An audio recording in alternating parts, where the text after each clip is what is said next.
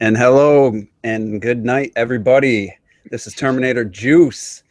Welcome to episode 1 of a new podcast series called East Meets West. And in this case, it's East Coast meets West Coast. It's going to be kind of a unregulated, unscheduled series where I'll try to get some podcast and discussions going with people in other time zones who you can't always or can never make the juices loose. And Rob's was a perfect candidate because of pretty your much move. never. Yeah, you fall in the never category. So you moved out to Portland and you got that extra 1 hour time difference, and that's just made it damn near impossible to get you on the juices loose. So you were the inspiration, so it's fitting you're the first guest. So why don't you say hi to everybody? Yeah, what's up, guys? Hopefully you know me. My name's Rob. I run the channel Rule of Two Review. I have been on many a Juices Loose podcast in the past, but like Terminator was saying, that did kind of change when I moved a little bit ago. So I'm glad to have inspired the podcast and stoked to be the first guest. Yeah, so I figured the weekend would be the best time to get people aligned on the same time slot. So because I don't work on the weekends, so it's what works best for me. So we'll see if this grows into anything, and we get some viewers and participation. We'll do it again. So hey, if not, we can just make it a TJ and Rob podcast every week. Yeah. Yep. And if somebody like Francis / OJ, I usually only do podcasts on his what's it, Player Essence the vidcast. Oh yeah, the vidcast. Yeah, the vidcast. So if he wanted to be on, this going to be the forum for that. Yeah, I mean, he's on the same coast that I am, so. Yeah, and then it also could potentially expand. Somebody's over in Europe or even further, Japan, something anywhere. On the same time slot as me or time zone. I mean, I'll be open to that. So if anyone's interested, just send me a message on Google Plus or something, and we'll see if we can work out the details. So I guess before we get started, since my audience hasn't heard from you in a while, Rob, first off, how's Portland treating you? Portland's good. It's weird because for anyone who does or doesn't know, I moved from Denver, Colorado about 7 months ago here to Portland, Oregon. And there's a lot about the two cities that are really different and a lot about them that are similar. Like, they're both really outdoorsy states. They both have a lot of wetness to the weather, but they're just at different times because Portland's wet all the time and Denver is really only wet in the winter because we don't get a lot of rain in Denver. And Portland's also a weird place. There's a lot of weird people and weird things happening, but it's really pretty. It's super green compared to what Denver was like, because Denver isn't so green. It's really dry there. So, just the whole general vibe is really great. I moved out here for work, too, kind of for a better position there, and things have been working out there. So, in general, I'm digging it. Got my girlfriend out here after a couple of months, and so we're liking it for now. It's a lot of fun, even though it's far away from Juice's Loose time, unfortunately. Yeah, I've heard it's really laid back. The people there are really just kind of friendly, or yeah, they're super friendly. And again, that's something that for the most part it does share with a place like Denver also. But yeah, people are really laid back and friendly. And I don't know, like it's a oddly very populated area. The traffic is way more dense than I was expecting, and that part is kind of still a pain in the butt. But it's weird because there's like crazy traffic everywhere you go, and I got to take a highway to get to and from work. But no one has road rage. So there's like a lot of people on the road, but everyone's really nice about how many other people there are, which most cities, even Denver, which is a much bigger city than Portland, people aren't typically nice on the road, but here they are. And so that part is pretty cool, surprising. Yeah, so I recommend just coming out for a visit. I've been to Denver 7-8 times, and it's definitely everybody's outside. They're always walking, jogging, hiking. It's a very fit, like everybody there is fairly fit, and it's huge there. Yeah, actually, a lot of Olympic training happens there too because of the altitude. Yeah, so and I don't know, they just live a different lifestyle. There's a lot more to do, a lot more active, and that was the biggest change I've noticed from where I live. Everyone's lazy and overweight. So well, that's like Detroit. You're basically by Detroit, right? Or I'm 3 hours away. Oh, okay. So I was like, hopefully it's cool. I said that's where you live. Yeah. So like I've been there before, and I've always kind of considered it what I sort of call like a mechanical town, quote unquote, where Yeah, it's just very like big buildings, industrial, not a lot of like scenery kind of stuff. yeah. If you're not by the stadiums, the Tiger State Field, or what do they call it? Fifth Third, and or Ford. Ford Field. Ford If you're Field, not yeah. right around there during a game, that city's pretty. It's not like it's not, you don't see a bunch of people walking the streets and stuff. So, Yeah, yeah, totally. Which is like really common in a place like Denver. But I've been to that area where you're at a little bit. I made a trip a long time ago, and it was a lot of fun.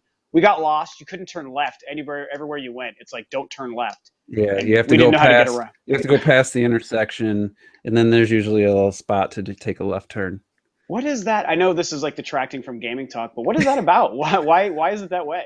I don't know. They just feel, I guess, it frees up the intersection from too many people. You know, especially on we got two one ways kind of opposing like a freeway, not a highway, but kind of a freeway area. Sure. And I don't know, they just pass the intersection, they just create a left turn lane, you turn, you do a little half turn and you're heading the other way. And it's like we call it the Michigan left. Michigan left is two lefts beyond the left you needed. So and then before we get started, I have a question. I didn't let you know beforehand, but I have a this question. Is unscripted, people. I'm unscripted. I have to get or find out what you're doing different. How are you still a Nintendo fan now that you have an Xbox One and a PS4? I'm just trying to figure out how you've stayed a Nintendo fan this whole time. Oh yeah, no, that's a really good surprise question. But it's also a really easy answer, and honestly, it's because they still make the best games. Like there's no question about that. They have some weird business practices, and sometimes they make some boneheaded decisions, obviously. But like I said on a pretty recent video, every company does make boneheaded decisions. Sometimes people pay more attention to Nintendo's, which is kind of unfair, but it is what it is. I certainly like my Xbox and I like my PlayStation, but the reason I still like Nintendo is because if I had to pick a company's games, I'm picking Nintendo's games. And even more than their already established games, it's like their game design. So if they're making a new game like Splatoon, for example, or another something or else, like I just know that the design that Nintendo themselves puts into a game is going to outclass pretty much anyone else out there. So dumb business practice and third party or no third party, like none of that stuff really phases me as much. It's all about the games, and theirs are the best. So that's me. That's good. Yeah. I don't see the dumb business practices as much as everyone seems to take that as a common factual information. And I'm like, other than the Wii U marketing and maybe the name, I mean, those are good recent examples. I don't see that as like huge, because the Wii was so successful and the brand recognition. I remember hearing people before the name was revealed, like they should stick with the Wii. Everybody knows the name recognition, stay with that. And that wasn't like the unanimous. It wasn't like the majority, but I remember people saying that beforehand. And that they should stick with the Wii kind of. Yeah, like stick with the Wii. Everybody knows the name. I remember a few people saying that. So I don't see their bad, horrible decisions that everybody else says. Yeah. I see some just quirky, weird things sometimes. Like I guess the name of the new 3DS or something like that. That's, to me, that's not like horrible decision making. It's just a weird choice of a name. But then you look at the Xbox One, I think that's a worse name. I would agree with you there, actually. Except, the Xbox name is more value to gamers than the Wii at that point, but still, Xbox One to me is Xbox One with like the spelled out makes one no sense. Was kind of weird. No sense. And I think the whole thing you bring up totally good points, and I agree with a lot of that too. A lot of it's kind of subjective. But I think and a lot of times when people determine if this was a smart move or a bad move, it's reactionary to how things played out. So the Wii U is a terrible name because it turned out to not be successful. Yeah, it's like in hindsight, it's easy to say. Like that was a mistake. They should have run the ball. It's basically that. Well, like how many people said the Splatoon advertising campaign was a huge mistake and was terrible, and that turned into the highest selling new IP that exclusive. I mean, it's not a multi-plat. Watch Dogs, obviously, Destiny were new IPs, but as far as like exclusive new IP, nothing's even come close to it in recent memory as far as sales wise. So Well, I will say I have to give a little bit of props to my game Bloodborne, because that was a new one that did yeah, do it sold like a almost as good. million. I think it Yeah, sold like a it's million. definitely Splatoon surprised and did better than Bloodborne did, but Bloodborne Yes. gets a little bit of props. It did pretty well. Yeah, that did good, but So, Splatoon's almost at 3 million, and it's probably which is gonna insane. end Yeah, up probably at 5 at least. So, yeah, that's just really cool. but anyway, a lot of people were saying that the advertising campaign was Yeah, terrible I love beforehand. the song. I love the I song, like so the to song. me I it like worked. punk. I like Yeah. female singers. I like punk music, Yeah, it's catchy. Even and Jim Sterling liked it. I mean, come on. people. I still can hear it in my head.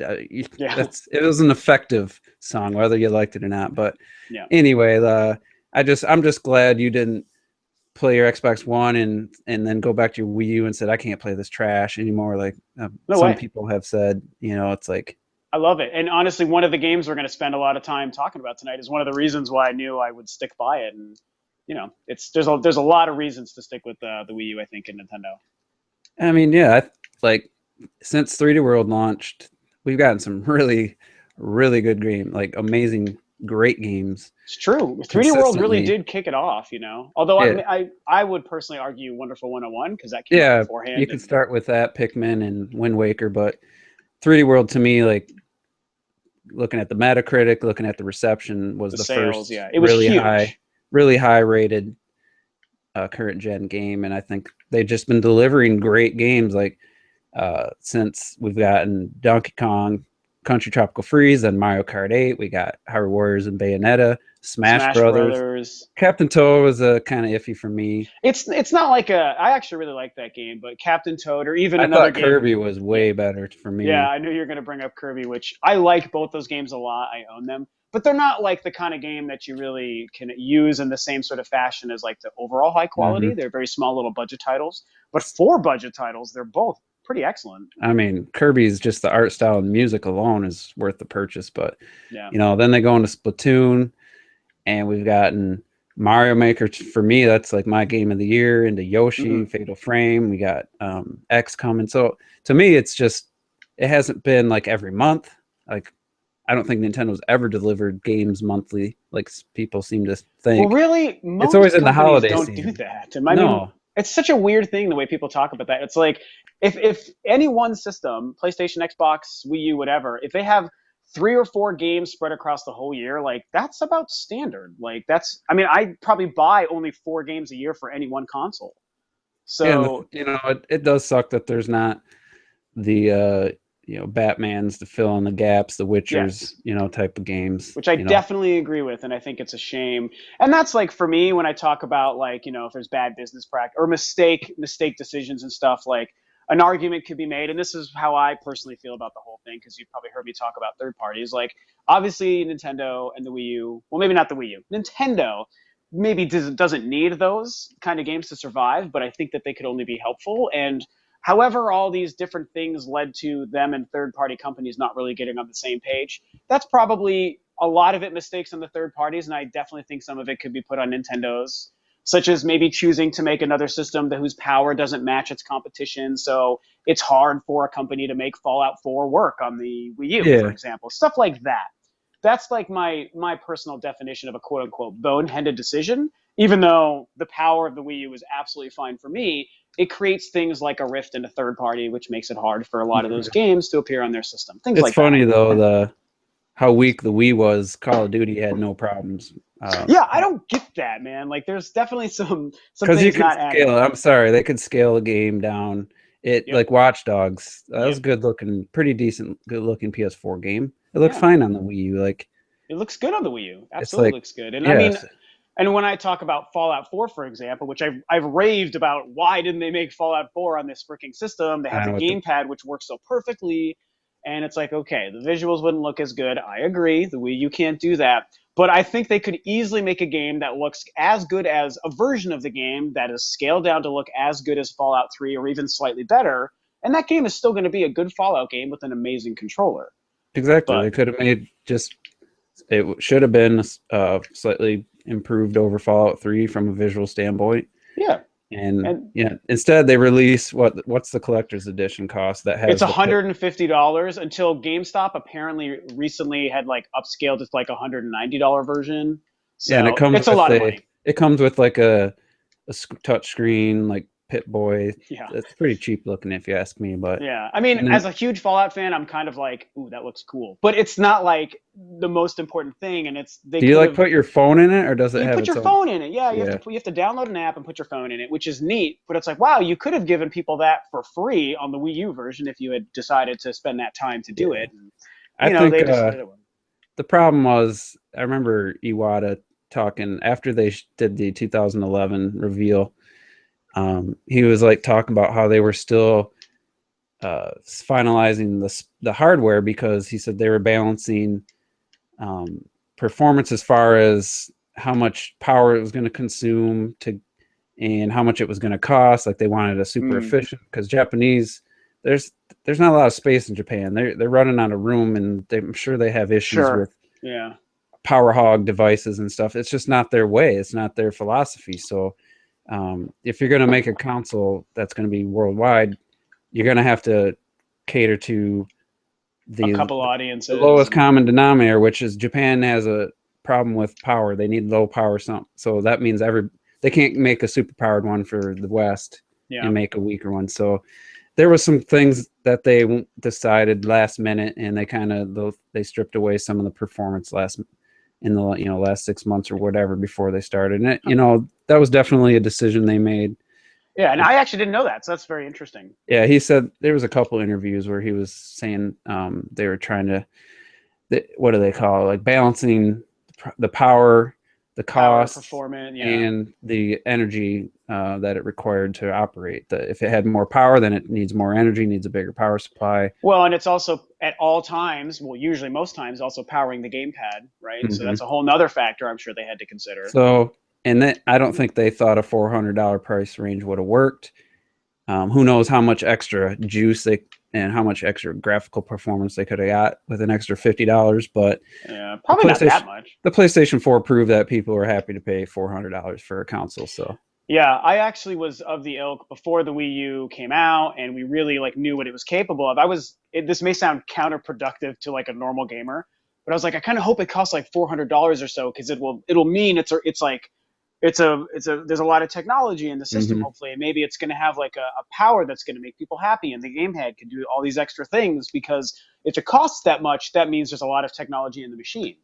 So it's paying more money totally sucks, but what that could have represented for a Nintendo next gen console would have been really exciting. And so then $300 makes you think, oh, it's a little bit cheaper. It's not as good as the other machines, it's like a little $300 toy. It kind of has that perception, and it would be nice to not have that. But it's a double-edged sword because cheaper price is also good because we pay less. Yeah, because I think that's majority of the reason the Wii sold so well was it started at $250, but it wasn't long before it hit. It sold well at $250, but as soon as it hit $199, it was over. It just sounded like crazy. So let me ask you this: do you think, when it comes to pricing future machines and the next console, do you think that they need to focus on that? Do you think that maybe the gamer nowadays is less worried about hitting those certain price points if they know that it's really worth it based on the tech inside the machine? Do you think people will pay it? I really have trouble seeing people getting over their Nintendo bias against Nintendo and paying $400 for a Nintendo machine, even if it is way significantly more powerful than a PS4. I see people just not being able to get over that Nintendo name on there and pay $400 because Nintendo's most expensive system of all time was the Wii U at $350. Yeah, they usually launch at $200. The Wii launched at $250 with a game and worked, but but that was also, I do think that with the Wii, it was crazy impressive marketing. They knocked the marketing out of the park that time, and so. But I see what you're saying. I just wonder if really good marketing the next time around, if they had a $400 machine, could they make it sell still, or would it still be a struggle? I think it'd be a struggle. Because you got to win over all the dude bros and those type of people. Yeah. Europe is just buying up the PlayStation 4 and the Vita right now. It's they're just really consuming. The Vita does 20,000 a week in Europe right now. That's crazy. And no reason why, just because it's got Sony's name on it, I guess. I mean, I'm glad it's doing well. Like I think I want anyone to see But it success. doesn't But it doesn't. doesn't Is it really worth it? sell anywhere else, so it's just like, Yeah. What a weird thing. I didn't know that. That's a really well, they just strange. I don't know. Europe's all in with the PlayStation, man. They're just all in. So, um, but yeah, that was interesting. That was a good spontaneous topic there. We didn't really Yeah. plan on that. So, Nope. That was perfect. let's get into our Fatal Frame 5 impressions. I gave mine on the Juices Loose, so I'm more curious to get your take. So, we'll start with just like one or two sentence impressions, and then we'll break it down by like controls, visuals, the combat, and like the atmosphere and story. So I guess just sum it up real quick. How do you feel about the game? Okay, real quick, although not perfect, I definitely think the game is really awesome. I'm enjoying it, and it was worth my purchase so far. Yeah, I go one step further. I think it's a great game, and I'm really enjoying it. So it was definitely worth the purchase for me. And so let's break it down. We'll start with the biggest negative, I guess, to some people, which I don't even, to me, it doesn't even bother me. And that's the controls. So for me, it just makes it feel like an old school horror game. Like so much nostalgia playing Resident Evil 1 and 2 on PlayStation back in the day. It gives me that vibe, but these controls are better than Resident Evil 1 and 2. I mean, it's not that bad. Like when you press down, the character turns around and walks towards the screen, doesn't walk backwards. So I don't know if maybe people wanted that to be how it worked. I was glad that it wasn't that way, because I hate that. It's funny that you bring up that exact aspect, because as I was playing it a little bit more last night, I was actually paying attention to that, knowing that we were going to talk about it today. And I'm willing to bet that that's a huge part of the reason why it feels a little fumbly and uncomfortable for people, is that specific thing. There's probably a couple other things too. But that specific thing, when you press down, like basically your character won't walk backwards. You cannot make your character walk backwards in this game. And except when you have the camera up. Yeah, that's true. With the camera up, you definitely can. So when you're in third person, I'll say you definitely can't go backwards, and that's very counterintuitive to how a lot of like third-party games or third-person games are today. And I made my short little video kind of discussing it too, and I definitely think that I agree that they're imperfect, but I think that was by design, and I'm sure it's one of the reasons that people struggle. But I do think that it's by design, and I agree with your assessment and your comparison about the old school Resident Evil games. It's actually something I regretted not bringing that up and giving you props for it when I did my little kind of review video, because I thought that was so perfectly accurate, and I didn't think about it until you said it. And that's probably one of the strongest points of the game to me. Yeah, it's like, I guess if you didn't grow up playing horror games back in that era, you probably aren't going to like Fatal Frame as much. Like somebody that didn't play those games maybe. But like I said, for the game, pressing down, you turn around, and then she faces the screen, you hit the ZL, and then the camera flips around. It's a quick turnaround, and it works better than any quick turnaround that like in Resident Evil 4 or anything that I've ever experienced. So it actually works better for the game. And I think the other problem, people are so used to using that right analog stick to just turn the camera so quickly. This game actually works better when you just use the left stick. Let's say you're moving forward, and the characters walk slow intentionally. And even when they're running, they're not booking it. She's not Bayonetta. She's running like a damn girl, Yeah. And so using the left analog stick, you're holding up, you just go either left or right a little bit, and the character actually turns pretty quickly. And moves like the flashlight and stuff. And so the right analog stick's like I bumped the sensitivity all the way up, and that's kind of same here. That kind of turns the camera when you're not moving, but when you're moving, I just use mostly the left stick to turn, and I don't turn the camera like you would in a traditional third person.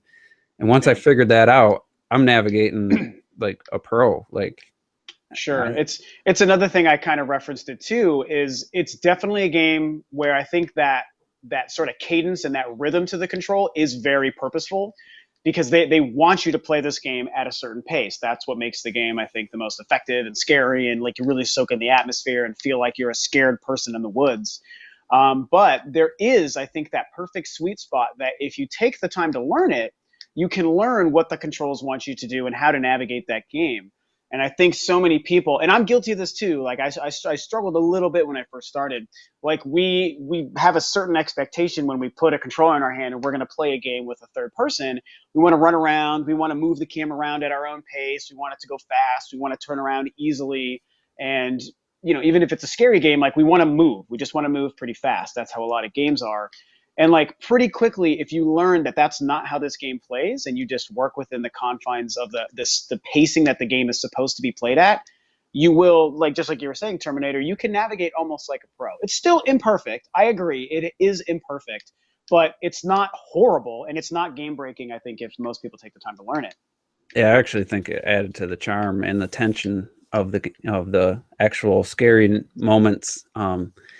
And just for anybody who maybe download the trial or haven't done that yet, actually, if you like turn with the left stick and you try to turn with the right stick at the same time, they actually work against each other, and your character sometimes will like turn an opposite way you're not planning. So you actually, like I said, once you realize that when you're not moving, it's fine to look around a little bit, but when you're moving, just basically use the left stick to move forward and to turn. And then you can just barely nudge the camera a little bit to try to get the camera on a little bit. And yeah, the camera stick has some function, like it still is usable and it has some value, but not the same as a game like Bayonetta. Yeah, it's a completely different experience, and I think it was designed intentionally to work like that, and I think it works well. And I didn't play any of the other Fatal Frames. Me neither. Yeah, me neither. This is my first foray into that. So let's talk about the visuals, because I think it's one of the strongest elements of the game at times and one of the weakest elements of the games at other times. So sure. What do you think so far, just from a whole the whole visual standpoint, from the technical part to the art direction, everything? Yeah, I also think that's incredibly strong. I think that it's some of the best character models I've ever seen. At least this generation, I should say. It's really, really strong character models. They just look and feel great. The facial animations are terrible. They don't look good at all. The mouths are like totally cardboard, but they also that might have had to do with the translation, from the Japanese over. So that kind of happens a lot. The environments, there are some times where they don't look great, for sure. And sometimes things up close don't look awesome. Textures are okay. But I mean, as far as the art design, it's great. I think because it's very creepy and moody and atmospheric, and I think it's because it looks appropriate. And I love the character design. Like I said, the character models, their movement animation is great. The facial animation is terrible, but the environments look great. So yeah, I was like, I posted about 9 pictures on Miiverse. Like I haven't done that for a game. Maybe with Splatoon, maybe, but I'm in awe of a few separate things. First off, the water reflection and lighting. Yes. Oh, thank you for bringing that up. Yeah. Is amazing. Like I posted a shot with Ren, the male character, and he was standing. It's like a room that has it's for some reason there's water in there, and there's a bunch of candles. And it was just reflecting off that. It looks amazing. And then the light from their actual like flashlights, it's a really dynamic light. What do they call it? Lighting engine. It works really well. Yeah, they had to sacrifice some texture quality, but when you're walking through like the woods, they're very dense. Like there's shrubs, there's trees. It feels full. It feels like a forest.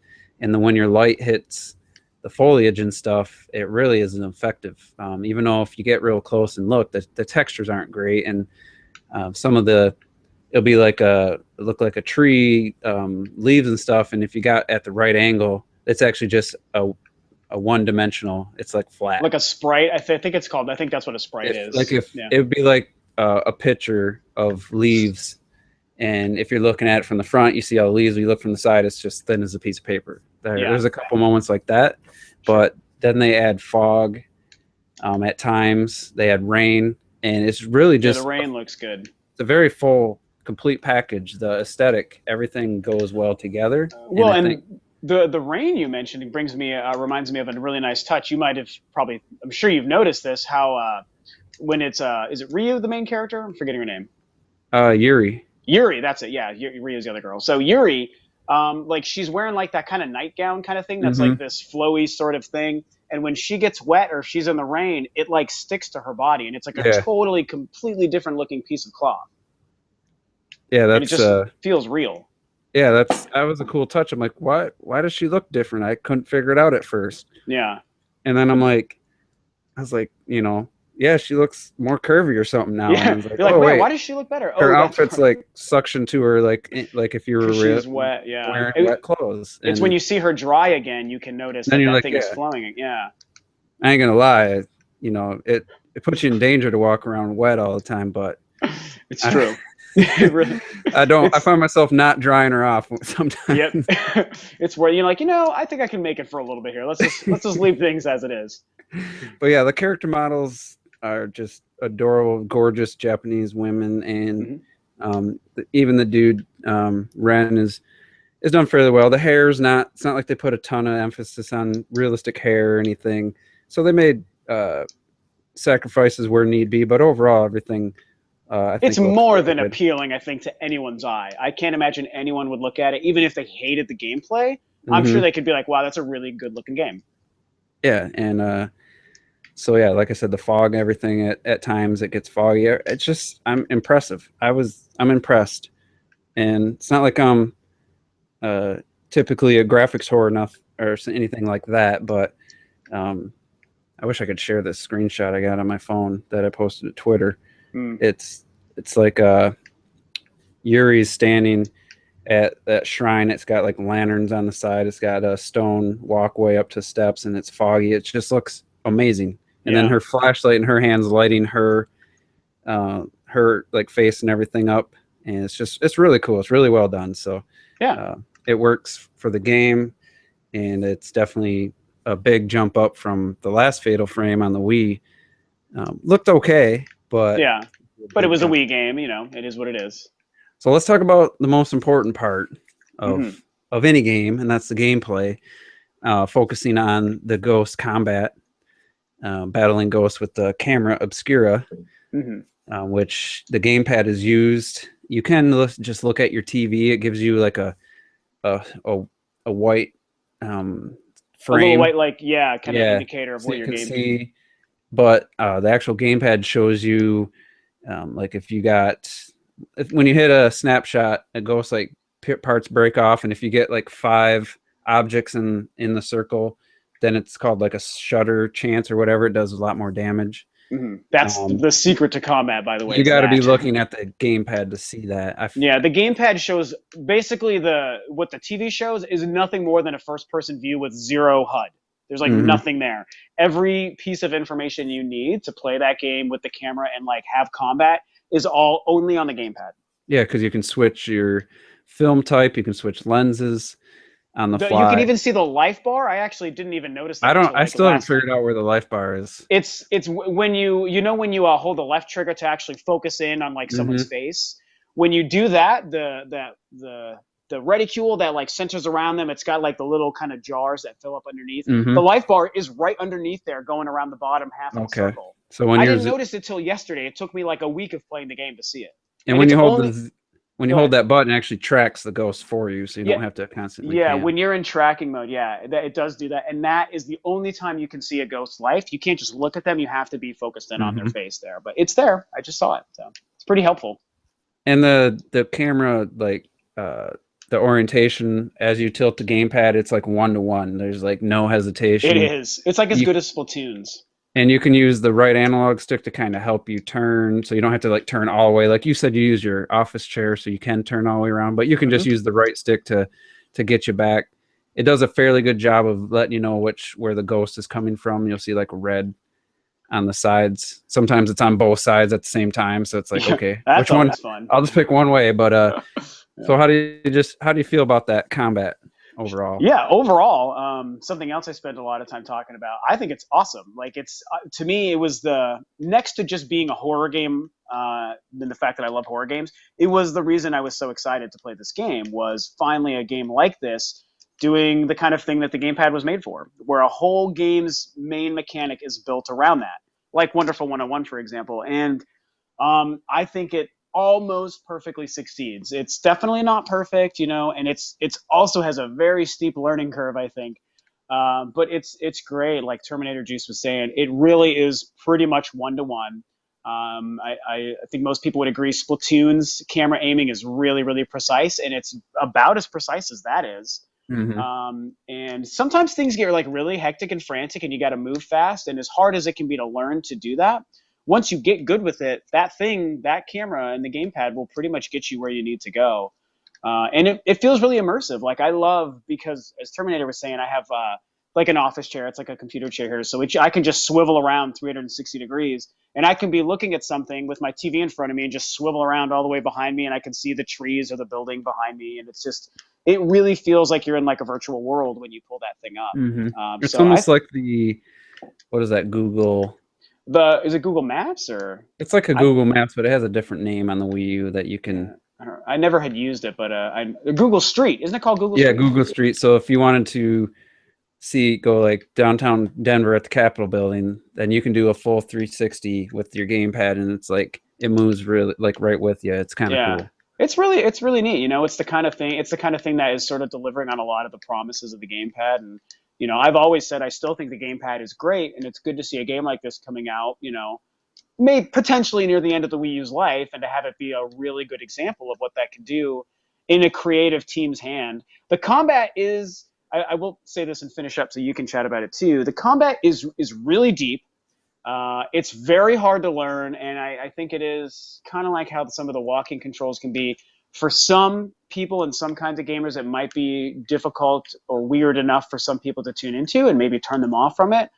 But I like that it's really deep. There's a lot of customization, like TJ was saying, with like the lenses and the films that you're using.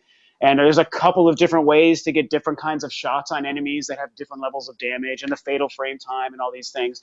So there is a lot of variety to the combat. It is pretty hard to use though sometimes, so you really have to deal with that learning curve. But I like that it's so deep personally. Yeah, there's definitely the ghost AI is pretty good too, because sometimes they just won't attack you until you snap a picture and your Yep. camera's reloading. Then they come at you for the. Oh my, I swear at the game all the time when that happens. I'm like, God, you waited until the wrong time. I hate you, Ghost. So God, I it's so find it hard. refreshing, the gameplay, the combat. It's unique. Since I've never played a Fatal Frame game, I was watching Girl Gamer Gab. Anybody that watches her playthroughs of, she did Fatal Frame 2 and 3 and 5 for sure. I haven't seen if she's done any others, but the old games, like it looked like it was very similar structure. So I don't know.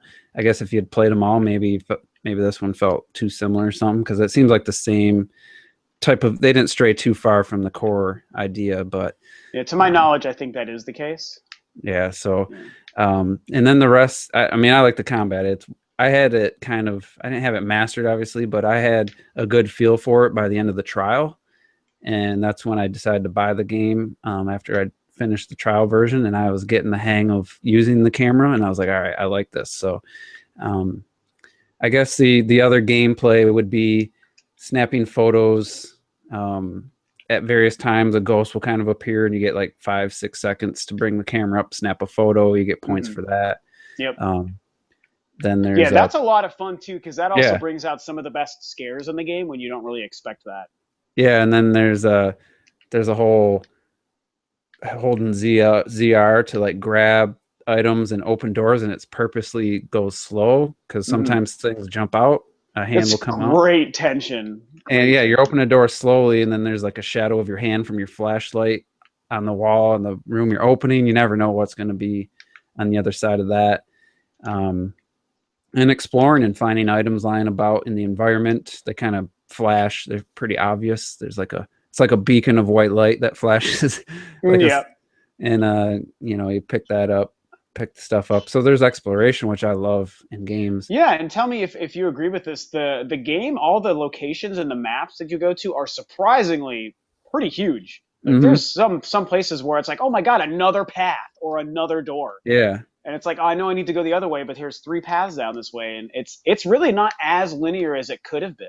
And I No, it's really dig that. I don't like open world games. I Hmm. just don't. Sure. I'm hoping, like I've always said, that Nintendo and with Zelda will show the world what open world games should be. I think they will. I like linear games that aren't just like, oh wait, a game like that would be dumb to like go to a menu and select. Even though you do kind of go to a menu and you say, all right, I'm going to go to drop 10, which is like chapter 10, but then you Sure. play that whole thing out. It's not like you're Yeah, you're not like warping into a spawning into a certain area. once you start the chapter, and some of them it took me like an hour and a half. Then it's kind of, yeah, it starts you in a spot, and there's times where it's like, oh, don't go this way. You got to rescue a Miu or something. You know, it will kind of limit you, but it doesn't feel just so linear that you're just moving forward and there's like an arrow telling where to go the whole time. If you get kind of questioning where you're going, then you hold the ZR button. If you have a photograph or object of a person, the character consents where somebody was, and you can kind of follow that. Yeah, so you can't get lost. So yeah, you're not getting lost. I have gotten kind of lost a couple times. Yeah. Still, it didn't quite show me where I was too far away. It didn't even show me her ghost echo or whatever. But yeah. So there's a lot of exploration and genuinely scary. So just overall very impressed with the game. I'm on the 10th chapter. And I don't know how many there are. It says like I'm at 36%, so I don't know. Really? I hope it's not 30 chapters because I think it's like 13 or so, to my knowledge. But I'm looking forward.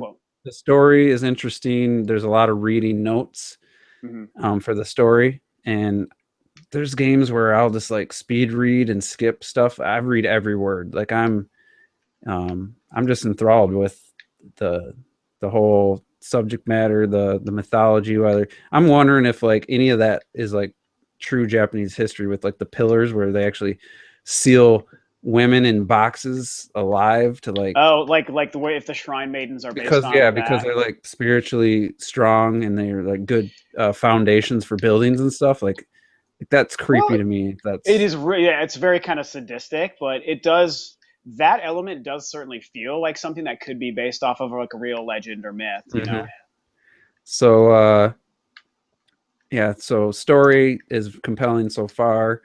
But I just wanted to get, before we move on, as far as people always talking about, oh, I want a mature game. I want a mature game. You know, a lot of times that's like just unnecessary blood or swearing or sexual, like The Witcher 3 is like full nudity and stuff. But to me, this is the most mature game that I've ever encountered as far as the subject matter, just on that level. Because of the themes of the women being trapped in boxes. Suicides. The suicide aspect that's the reason this story even happens. Yeah, it's all about this mountain where people go to commit suicide, and then you find out kind of what's drawing them and some of the stuff that had happened, and there's some massacres and stuff. And to me, like that's way more thing, talking about suicides and stuff like that's way more of a mature subject matter than boobs. So well, unfortunately for a lot of today's people, the only thing that probably qualifies as mature is blood and boobs, and those are mature things. I mean, absolutely. And well, it's rating wise, those are mature, but as far as it's kind of, to me, that's kind of an immature. Anybody immature maturity from like 13, maybe even earlier, likes boobs. It's like that's childish maturity to me. Yeah, I totally see what you're saying, and I definitely, even as somebody who has no problem with those things in my games either, I definitely can agree with you if you're gonna compare the two. And it's nice seeing a game that is willing to tackle these themes and these aspects, of life and the more adult kind of ideas or challenges and issues that people face, in a different way, in a video game setting. Like it's still a video game, but to have that as the driving force to the story, I think is fascinatingly interesting. So I'm just like you. I mean, other than Metroid Prime, I haven't played too many games where I want to read everything, but I definitely enjoy reading all the notes in this game, every single one of them. Yep. I think that was a shock to me. Like I was like, man, there's a bunch Terminator juice reading. There's crazy. A bunch of notes. Like I didn't realize it said notes updated, and I had gone like 4 or 5 chapters before I caught that, and I was like, what are the notes? So you hit Y. and it takes you to your item screen. But if you go over, use the right analog stick to hit over to the right, you go to your notes. Mm-hmm. Those are additional information. It's like there's also other things that basically just retread what you already learned or something. But the notes actually give you new information and different information. So I Really? actually I don't think went I've seen through. those. Yeah. I went through because it says new. Like when you go to your item, you use your item before you click on when you just hit the Y button. Mm-hmm. There's like items, then there's collection and tokens. Yeah, tokens are the things Yep. you need to So trace somebody. yeah, So like when you have anytime to you take a get picture and something new, follow. it shows like it'll say new in like it looks like yellow reddish color uh, next to like the word tokens, next to the word items, and what did I say, notes. So then you Mm-hmm. go to the notes category, and then you see all the new next to all the ones you haven't read. And I went through literally for about a half hour, and I read every one of those notes to catch up. That's crazy. Like, Well, there's a lot of mythology and lore that the game is building mhm. on, you know, and I kind of discussed this a little bit in my thing too, and I think you would watch that, but I have a theory that the basics of this story really is based on a Japanese kind of legend that seems to exist. It's something that my girlfriend randomly brought up and made me aware of probably like 3 or 4 weeks ago before the game even came out. Just random conversation, I think. She mentioned something about it, and this idea of on Mount Fuji there is something in real life. This is a real thing. It's called the Suicide Forest, and it's a forest Mhm. that people apparently go to kill themselves, and they're drawn there, and all these different things. And by coincidence, there's a movie coming out with I can't remember the ad. It might be Amanda Seyfried, it might not be her, but there's a film coming out that's a horror film, and it's called I think The Forest, and we just saw the trailer for that, and it's like, oh wow, this is like based on that Suicide Forest legend. And then Fatal Frame comes out, and I start playing it, and she's watching me play it, and it's like, wow, this is like the same thing again. Mhm. So it's really neat that they seem to be, and it could just be coincidence, but it seems like it's playing off of that real kind of myth that exists in Japanese culture.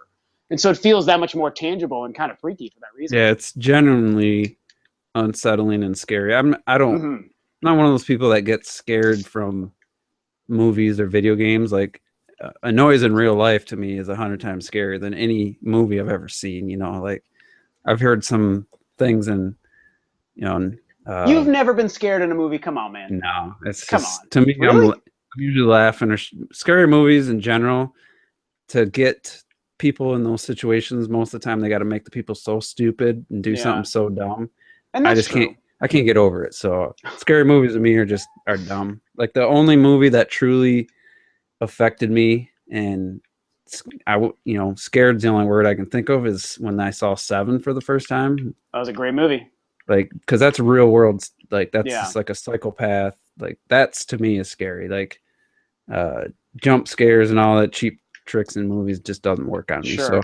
Fatal Frame, I'm not like so scared. Like, but it was creepy when you find that VHS and the dude, guy or girl, I can't remember, is going through that house, the veiled Yeah, it house. was a girl, and oh my gosh, that was It's like so a home so video, and they scary. put that was genuinely that was probably as scarier than any scary movie I'd ever seen. Like that was more well done, in That my was opinion. very well, yeah, it's very well directed and choreographed kind of moment with that Yeah. thing. And there's a lot of I love finding all like the old video kind of clips of different things. That feels really eerie, really So eerie. I yeah, love it. we spent a lot of time on Fatal Frame. We Yep. better move this along. Okay. So just to be a little more open and not just Nintendo focused, I'm curious uh, as right now I only have the Wii U, but I'm curious your thoughts. You said you beat Halo 5, I believe you said. Sure did. Um, I don't know if you plan on doing a video about it if you don't want to ruin that, but I I mean, just I might, but I don't mind talking I about it. haven't It's fine. talked to anybody about it who's played it yet, Hmm. so I watched Zero's review, and he kept using the word Nintendo polish as describing the game, the Okay, I can see. Okay. controls, Hmm. and just the art style, everything. He kept saying Nintendo polish like as his highest praise. So I'm wondering your take on it. Do you feel like it's a well polished game, and then we'll get into like the online and stuff um, after that. Sure. Yeah. So it's definitely like I guess when he says the Nintendo polish, I can see where he's coming from. If it's a polished game, yes, absolutely, I can say it's a polished game. But that's kind of not a surprise. I mean, it should be a polished game. It's like Microsoft's baby. It's the Xbox's like real reason for hopefully seeing sales success. It's the first party thing, and it's got a huge budget, so it better be polished. And it is really really polished. And it does have, like he said, that Nintendo level feel of polish. But what I'll say about that is, at least as far as my opinion goes, that's not new for Halo. I think most Halo games have that level of polish, and it's one of the things that's just for me kept me such a fan of it. Halo 4 especially. To tell you the truth, some people may disagree. I think 343 has been killing it with the Halo games. I mean, obviously Master Chief Collection had online issues because that was porting old games, so I don't totally put that all in their ballpark. I think that was just a lot of different things made that thing fall apart online. Mm-hmm. But as far as the two games they've created from the ground up, Halo 4 and Halo 5, they are some of the most polished games I've ever played. So yeah, Halo 5 is super super polished. It's very beautiful, even though it doesn't look as next gen as like what I expect like Uncharted 4 to look like, for example. Like it still looks like a slightly better version of Halo 4 or Halo Reach visually, but the art design and the visual design, like we talk about a lot of Nintendo games, that's really really impressive. You go to some really cool areas. There's a lot going on with the story. The campaign isn't as long as I was hoping, so I was a little bit disappointed with that. Do you want me to kind of talk about some of the things? Okay. I'll cut you off. And first off, I don't know if you know that for Halo 4, Microsoft and 343 hired the lead art designer from Retro Studios. I sure did. And I think that did you play Halo 4 yourself? I did not, but it looked like a Metroid Prime to me. That's what I was going to say. The new race of beings that they introduced in Halo 4 that are also in Halo 5, along with like the locations and planets that those guys are from, are very reminiscent of the Metroid Prime feel, both in like the aliens design and the world's design. So you could feel the Retro Studio influence, along with like a new team 343 making Halo games. You can feel it, and I think it's a huge part of to why those games are great. And they kind of help Halo feel fresh. Like I loved all the Halo games, but even I can admit they were very formulaic after the first 3 games. I thought 3 was terrible. I couldn't even finish it. Really? I like 3. It's probably my least favorite down there with Halo 2, but I still like those games. Halo 1, Halo Reach, and 4 and 5 to me are just fan-freaking-tastic. Yeah, 3 to me felt like it was one of the worst looking Xbox 360 games. Yeah, I agree. It didn't look as good as I think we were hoping. I never played 2. One, okay.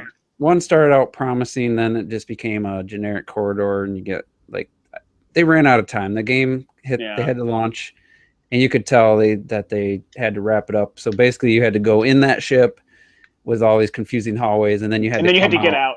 Yeah. And it was like I never wanted to play it again. After that. See, for the time though, like that kind of a design, I don't think many gamers could notice. When you put it through the scrutiny of time, like I knew it agree. As I was playing it. I was okay. But then I played that after I played Metroid Prime. So. Oh really? Oh dude, you've been missing out. So it couldn't live up to Metroid Prime to me. It was just so much. It was better. Obviously, they didn't have the online component. Yeah, but it wasn't meant to the multiplayer. The multiplayer, but. Yeah. After playing Metroid Prime, Halo was pretty disappointing, especially with all the hype. Yeah, if you went from Prime, I mean, I love Halo, man, but if you went from Prime, the best game ever made, to Halo, you definitely downgraded. As good as Halo is, you downgraded. So yeah, the only thing I thought I was a little envious of, like I wish Nintendo could pull this off, was the chatter amongst the Spartans. Just was funny to me. Mm-hmm. Other than that, the game was forgettable for me. So I tried.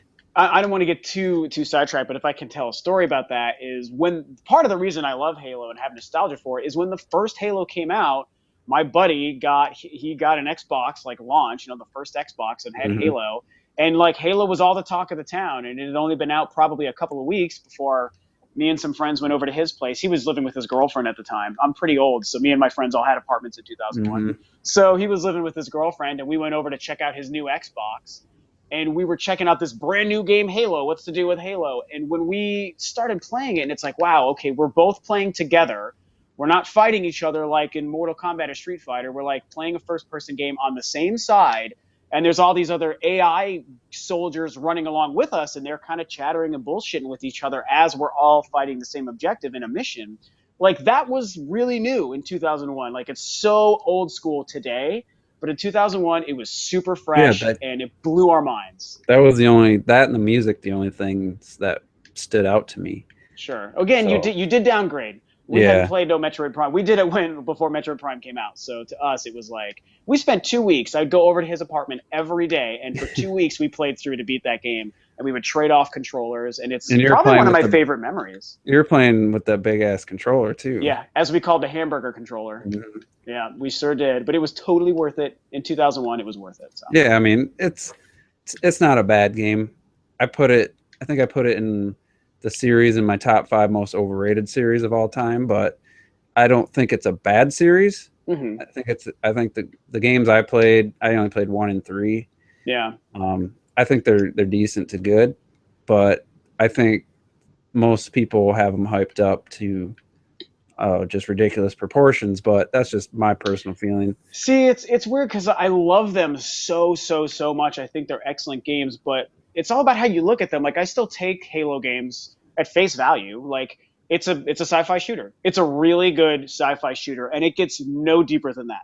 That's what it is, and it's excellent for that. But other than, especially with 4 and 5, well, maybe that's a spoiler, maybe that's not. They build up this relationship with Master Chief and Cortana that to me is like Spielberg quality character writing. So that was a great surprise with 4 and why it's still my favorite game. But other than that, they are just sci-fi shooters with that slight little extra effort on the character development. Yeah, and the other thing I couldn't get over was just the ridiculous amount of bullets it takes in the online to kill people, and it just felt like it felt like since it takes that many bullets, then why even it just felt like why fight people? It just felt like it was too difficult to get kills, and I'm sure there's people that are good and you get headshots and all that, but it just felt in the character. I didn't like the floaty jumping and stuff. Mm-hmm. So it just it didn't feel like when I played Call of Duty online for the first time, that felt like GoldenEye 2.0. That felt like everything I loved about GoldenEye. Here it is. It's even better. I'm playing with my friends again, even though we were online. Halo never made me feel like that. So sure, I can see that. It's not. I've never really praised Halo's online. So for some of those same reasons, I mean, I enjoy it, and I've been playing Halo 5 online, and I have been enjoying it. But to me, I don't know. The first Halo was great for its multiplayer because that was, again, new at the time. We didn't even need online to have fun. Yeah, LAN back parties in those days. Oh, the LAN parties, dude! You speak my language. We spent so much time doing that, and that was a great revolution. I think that was like a watermark. There's a watershed. What the hell? I don't know. Hallmark moment in gaming was how Halo created that sort of in-person LAN party culture for a good couple of years. Yep. But other than that, as far as how even the multiplayer holds up today, it's not the best. It's just okay. It's the story, I think, that makes Halo what it is, and the campaigns. Those are really good. Yeah, I was a little disappointed to hear 5 to 7 hours, depending on cutscenes and stuff. And I'd say that's pretty true. It is a really good campaign. I will say that they absolutely horribly lied in their marketing campaign, and that was probably the biggest thing that really made me angry about the campaign. Other than that, the story is very good and the missions are awesome, but man, they sold us on a very false promise. Yeah, I watched the ending and I was like, oh, that's the ending? Yeah, well, the ending was like Halo 2 times 10. Well, you said you didn't play Halo 2, but I will also say, this isn't totally spoilers for anyone who might care. My biggest gripes of the game is, one, they sold the game on a completely false marketing campaign. You're talking about where the Master Chief, they're tracking down the Master Chief? Because that's what I take from the advertising. That happens. Do you remember the two short little trailers, the first ones that were live action that were mirroring each other? Yeah. So let's just say the entire essence of what those two things were saying is not at all a part of the game. I couldn't believe how false those two things were. I tend to, when I see live action trailers for video games, that tends to put the arrow towards no buy when I see that. Really? That's the biggest red flag for me. There's something wrong if that's in my opinion, if that's the choice they're making for ad campaign. So I see what you're saying. To me, if they had delivered on the story promise that those things had, I would have been totally fine with it. I actually was beyond excited when I saw those. I was like, oh my God, this is like, what is really happening with these two guys? Like, what the hell is happening with the Master Chief? Like, why? And none of that was even important. It like wasn't even happening. It was after two missions, that shit's out the window. Doesn't even matter. I was so upset about that. it's like when they make a movie based off a video game and they don't use any of the story or any real elements characters or from anything. from the game. But it would have been like, let's say you saw the trailer for Jurassic World and there was one dinosaur in it. That would have been basically what this felt like. I was like, what? Only one dinosaur? I thought it was a world of dinosaurs, you know? The other thing is, to wrap it up real quick, is the ending, although not a bad ending, it wraps up none of the plot threads. Which Halo's 3, Reach, and 4 very much did. They kind of sequel baited you, but they still wrapped up the stories that were happening within those games. This game has about 2 or 3 plot threads going through the whole thing, and absolutely 0 of them are completed by the time this game is over. So they pulled a Prometheus, is what you're saying? Yeah, kind of. Yeah, very much. All right, and I like Prometheus, but yes, it still was the same thing. I liked it till I watched it a few more times, and it started to fall apart for me. I think I heard you say that. Yeah, we talked about that. Oh yeah. So finally, just real quick, does the online work in Halo 5? Yeah, the online's great. The online's absolutely great. It's very seamless. I have like no connection issues, and it's fun. Yeah. So that's good. Yeah. So 343 fixed every issue like they promised. And do you think how big of impact do you think this game will have on Xbox One sales for the rest of this year and maybe the generation? Do you think? I don't think we live in too much of a world where many games affect a whole generation. Nintendo's games do. I think Splatoon and Smash Brothers, those can sell consoles for a while.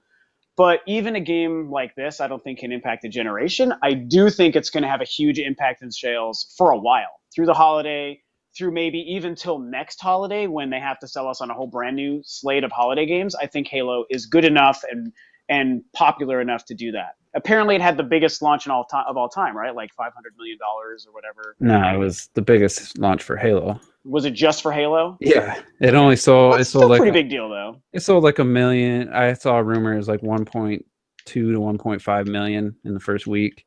Copies, and GTA sold 12 million, so it's not even close to crazy. Yeah, I mean it's a console exclusive, so I'm still going to consider that pretty darn successful. But so yeah, maybe it didn't do as big as I initially thought, but I think that yes, it's going to help. And it's the kind of game, if somebody told me like I'm a huge Halo fan and I've been waiting for an Xbox, or I'm kind of a Halo fan but I've been really waiting for a reason to buy an Xbox, I would say you probably will like Halo 5 enough to say, yes, this is a time to buy it. If you're not on board with Halo, still probably you can wait.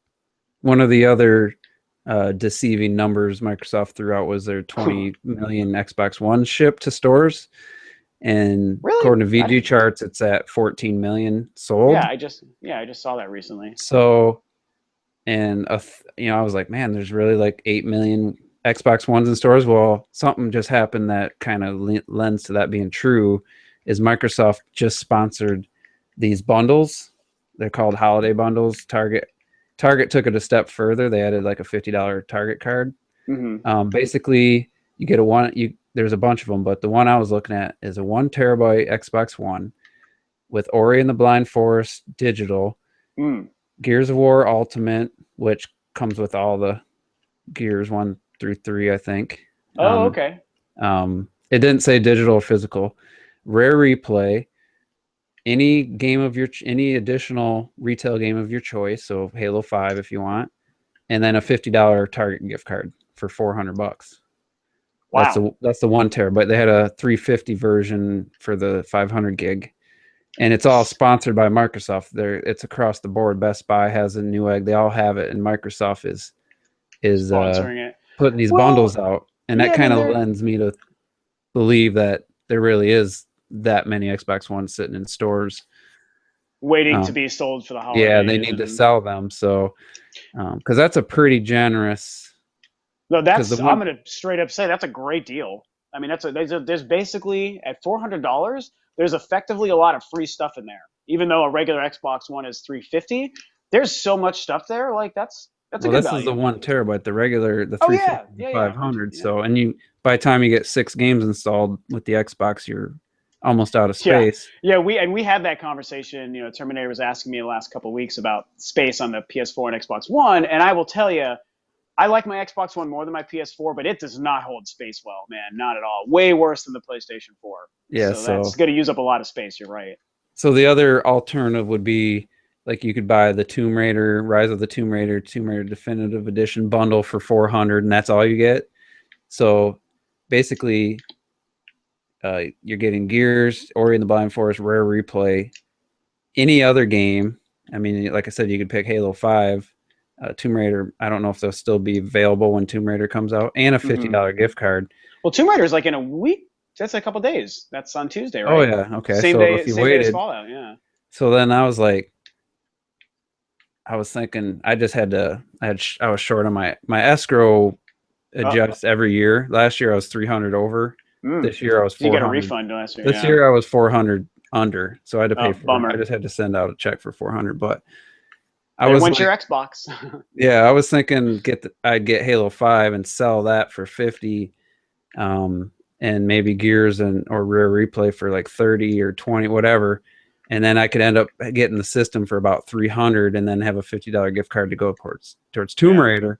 Man, sounds good. That's a pretty good deal, but it's still not worth it for me, because then I gotta actually, with Tomb Raider I wouldn't have to buy the gold membership, so that's the closest I've ever been to actually figuring out what I got to say, and I don't want to play the devil's advocate, man, but I think that you're getting close to prime position to owning an Xbox. I think you should look at something like that. Is a really good deal, and I won't tell you what to do with your finances, but I certainly will say that that's a worthy thing to kind of jump on with all those trades.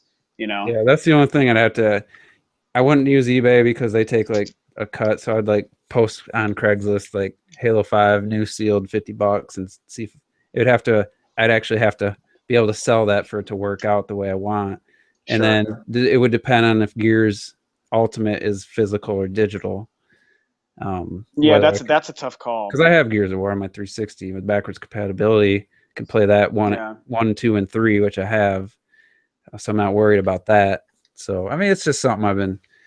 I think yesterday they just announced those bundles. So anyway, that's enough Xbox talk for one podcast. Terminator's done with the Xbox. The thing's just so ugly. I don't even know where I'd put it. That's kind of the thing that's stopping me. It's not a pleasing console, but I mean, I got the white one, and I think the white one looks pretty snazzy. Yeah. So let's talk about Yoshi's Woolly World, because no one's talking about it. There's a few. Twilight Bites did a video, and I agreed with everything he said. Like, there's no reason to sleep on this game. It's a Nintendo fully polished, fully as much content as you expect from a 2D platformer, for $50. Donkey Kong Country Tropical Freeze was the same price. I think it parallels Donkey Kong almost perfectly. Like, looks beautiful, great music, amazing controls, good difficulty, and it ramps up. Yes, it does. Holy crap. So it's got everything a 2D platformer fan would want. And it has probably one of the cleanest and most eye-catching art styles I've ever seen in a 2D platform. It just, everything about it looks amazing. And have you beaten it yourself, or where are you at with it? I'm on level. I just played level 4-3 with the giant fish guy, and we're like at the exact same spot. I was happy to get to the end of that level, like alive. Like I wasn't just trying to collect everything by that point. I'm just trying to make it to the end alive. Yeah, you mean the big fish guys that keep jumping out from the water, right? Yeah, they're like green, yeah. And they'll swallow you, and very, very difficult. Yeah, so I think there's 6 worlds total, and 3 was tricky, but I was, I could get by the level fairly easily. I was just trying to find everything that was getting hard. 3S, if you unlock that special level, that's a nightmare, but I beat that. Oh, how do you unlock those? I haven't done any of those. You got to get all 5 of the flowers in every level on each world. Gotcha. Unlocks the special level. So it's like the K levels. Damn it, Donkey Nintendo! I always got to go back and do something else every time. That's why I just collect them all the first time, and then move on to the next level. So, because otherwise you're missing out on some really challenging levels. So yeah. But yeah, overall, I'm like, if anybody loved Tropical Freeze, if anyone claims to be a platforming fan, I know there's been a lot of people saying that over the years, and then they're not buying Yoshi's Woolly World, then kind of exposing yourself. I mean, if you're truly a platforming fan, and Yeah, I mean, you can't say you're tired of them, because literally since Donkey Kong, we've had Mario Maker. Because I don't count Kirby as a 2D platformer, I count that as a side-scrolling mm, action adventure. it's kind of a gray area there. Because I there's could. no jumping, it It's doesn't control true. like a The platform. So control kind of makes it a little bit different. Like I guess I still sort of in my eyes I think of it as a platformer, but you're right. There's no real jumping, and that kind of does change the game a yeah. little bit. It's a gray So, area. and a lot of people skip that. So literally, it's been a year and a half, and then we got Mario Maker and Yoshi's Woolly World. Mario Maker, the level creation is such a time consuming, like so much of that game, that it doesn't feel like, oh, it's just another 2D platform, because the creation part, the gameplay involved in that is so unique and different to me. Sure. I count Yoshi's Woolly World as like the first true 2D platformer since Tropical Freeze. So Hmm. people who say they're burnt out on it, I can't buy it. I can't buy that Yeah, logic. I mean, now they could be playing, they could be considering other systems too. But if you're just talking about Nintendo and Well, they're, a lot of people say the Nintendo's gotten too many platformers. We don't need any more platformers. oh It's yeah, like, no, well that's well, obviously when crap. if you're counting Shovel Knight or Rayman Legend, you're counting other third parties. Nintendo, they're gonna put out a Mario platform. They're gonna put out, Donkey Kong, and then a Yeah. Yoshi game. So I mean, Well, they should. literally, They always sell well. I mean, they have no reason to stop doing them. And what's great is all these different kinds of platformers they put out are so vastly different. hmm Like, what are all the Nintendo platformers on the Wii U? There's New Super Mario Brothers. Okay, we know what that is. There's Mario 3D World, which is 3D. There's Super Mario Maker, which is a creation game. There's Kirby, which is a touchscreen claymation game. There's Yoshi, which is a yarn Yoshi game, and then there's Donkey Kong Country, with its own co-op thing. Like they're all so vastly different. Other than being colorful, they're all pretty different in a lot of different ways. especially Yoshi has the eggs, the Yeah, aiming the the aiming, eggs that's a mechanic. completely different mechanic. Yeah, it's a completely different mechanic than any, because you don't just like throw forward. For anyone who hasn't played that game, like you're dealing, what is that? What would you call it? Like a, not a fulcrum, but like you have this like pivot point where he aims up or down and you have to hmm select when you're going to throw it. And it adversely changes the gameplay, but it definitely doesn't ruin it. It keeps it feeling very, very new. And it's actually really fun because you have to aim very precisely while also Moving, platforming. sometimes you're dodging things while you're aiming and throwing, and Yeah. um Have you tried that with the motion control, by the way? Have you tried that? I haven't. I'm I've curious seen how that people do it, is. and it seems to be pretty quick. But I'm fine with it the way it is, whether it's harder or easier. Yeah, I've had no problems with it. I think it's great. So, how do you feel about my comparison to Tropical Freeze? I know it's a different style of Hmm. gameplay and different visual art design, but just for me, it feels like it hits all the same check marks. Yeah, Does it? I was thinking about that as you said it. And in terms of like the quality and the polish, I definitely agree. And it follows like some, like very standard staples that Nintendo puts in a lot of their games, and especially when you compare these two games directly, there's a world that has its own theme and a bunch of levels within that world, and you beat that world and its theme, and then you move on to the next one. So they're I was very just similar. saying more of excellent music, tight controls, the difficulty, and a good art style. I Oh wasn't yeah. getting in depth with the actual Oh, okay, gameplay. gotcha. Yeah, in that respect, I definitely agree. They're both beautiful. They both have fantastic music. One thing that disappoints me with Yoshi's music is they repeat some of the same songs a little too often, which is Yeah, too bad. And to my recollection, I think Donkey Kong didn't really repeat any music, but the quality of the music's really great. And when you do get new tunes in Yoshi, they're fantastic. The control is awesome. I do feel like Donkey Kong maybe has a little bit more content to it. I think there's more levels and more worlds. But it's still, yeah. I mean, I definitely can say, building on what Donkey Kong did, they applied a lot of that to Yoshi, and it's awesome. I'm loving the game. Also, I will say that some people may like this, some people may not. I think Yoshi takes a little bit longer to get difficult, so it's kind of a more generous learning curve. I think way earlier in Donkey Kong, the levels start to get harder. Yoshi, for about the first world and a half or two worlds, is pretty easy to get through, and then they really start ramping up the difficulty in World 3, kind of like you were saying. And now you and I are both in World 4, and there are like swearing moments in that game, serious swearing moments now. And I was like, this game is too cute to be so hard, but I still keep yelling at it. So, Yeah, I think if you would have unlocked the S levels, you would have felt like the difficulty ramped up quicker. sure. And because finding all the things in each level actually, to me, is I can't move on like from a world if I don't have all that. Because I Hmm. don't. To me, the enjoyment of playing a platformer isn't just getting to the end of the level. Like to me, that's the downer part. Like, oh, I got to the end. I want to Yeah, go I hear stay you. in this level. I like the exploration. I like finding all the hidden items and stuff. So, and then when you find all 5 of the yarn bundles, it creates a new color scheme Yoshi. Which is That's pretty fun, yeah. yeah, and they're really cool. Some of them are just amazing. So, um, I just think, like I said, anybody that claims to be a fan of 2D platformers or platformers in general that isn't considering this game, and I can understand people maybe haven't picked it up right away just for financial reasons or whatever. Maybe Um, didn't feel like a priority for a lot of there's no people. excuse for a fan of platformers to not have Yoshi's Woolly World.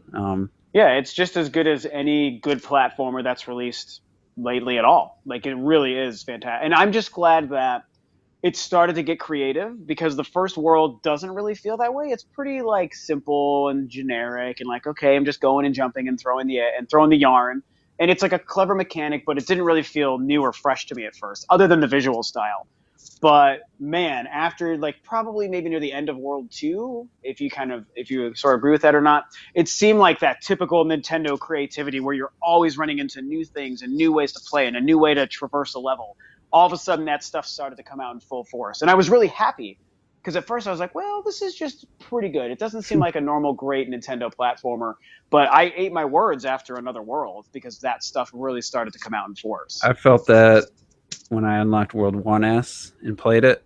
Yeah. Feels that took the mechanic and everything to a whole new level. And I thought 2-1 for me, that's where it hit. I thought 2-1 was unique with the flowing like fabric. It was like waves Oh, almost, yep, yep, and yep, their yep. music was like that guitar. It was just Kind of like like that. electric guitar sort of thing. It wasn't electric. It's kind of like a folky. I Oh, okay, thought I it know was that like an one. acoustic like guitar, and There is like a rocky sort of there's a tune that rock one on happens like too. the lava looking world level. Yeah, But 2-1, 1S and 2-1 to me, like that's when it got started getting good, and it hasn't stopped. So yeah, the it's only awesome. the only minor complaint, I said this on my impressions on my podcast, was the overworld controls of Yoshi are just they just feel wrong. Like You know what controlling I? Yoshi in the overworld is really difficult.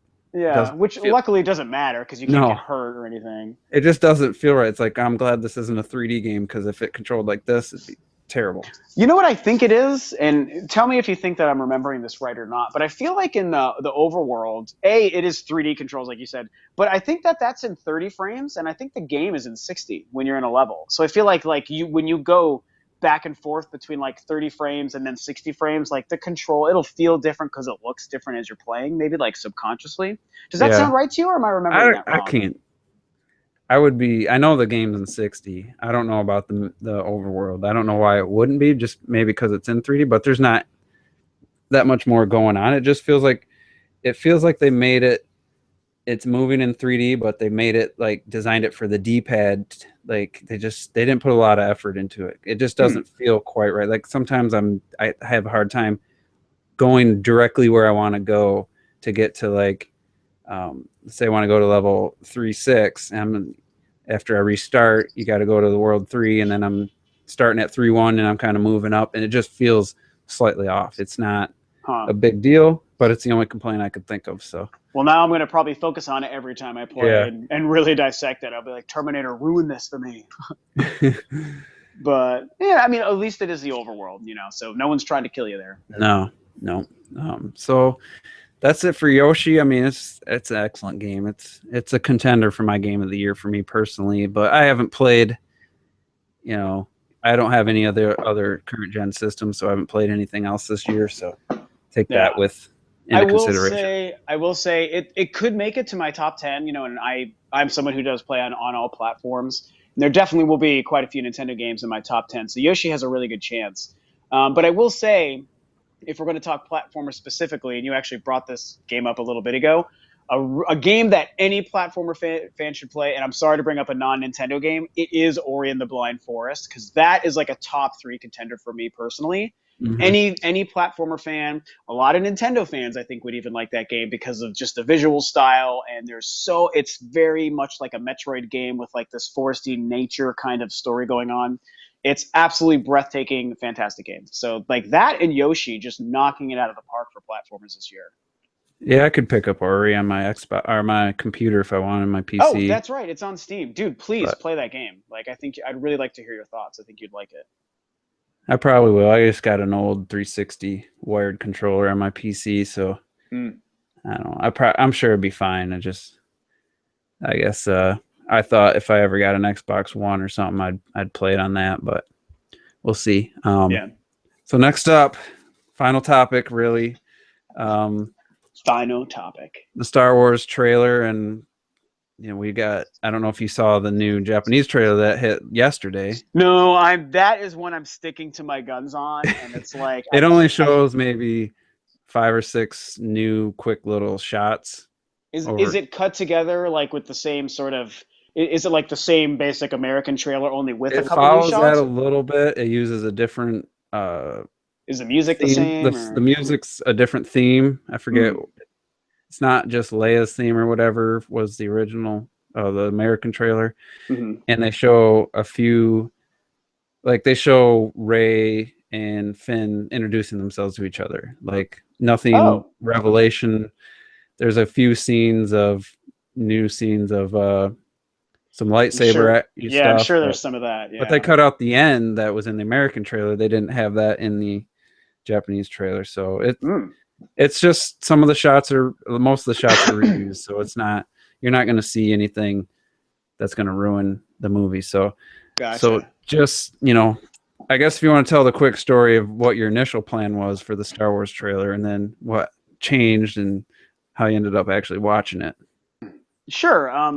So it actually is something that it's like an approach to big trailers that I've just been doing personally for a couple of years now, which is I try to not watch them online. Like I just like to wait until I go to see a movie in the movie theater, because I see almost every big movie and a lot of small ones in the movie theater, always going to catch flicks. So it's like, okay, like there's a new Avengers trailer. I'm just going to wait because when I see whatever in like a month, I know I'm going to see that trailer then. And I'm fine waiting. I like, sitting in a group of a bunch of excited other nerds and all these trailers start and this big, huge screen and the big surround sound system in a movie theater, and it blows us away and just blasts us in the face with awesomeness. So it's like, okay, that's how I watch most of my trailers. And Star Wars being like my number one most important thing, and like the excitement level for this has been so high, I was definitely not going to do that. I was like, if there's any movie that I won't budge on my theory, it's going to be for Star Wars. So that was my plan, and me and Terminator were talking about it for a couple of days, and he was like, "You're crazy, just go watch it." Because I watched it on my phone the first time. I have a Droid. I can never do that. I have a Droid Turbo with 1440p resolution. Turbo, no way. Everything on my phone looks better, like visual, like just the clarity looks better than anything I've ever seen ever in my life. Like there's no TV or movie theater projector screen that comes even close.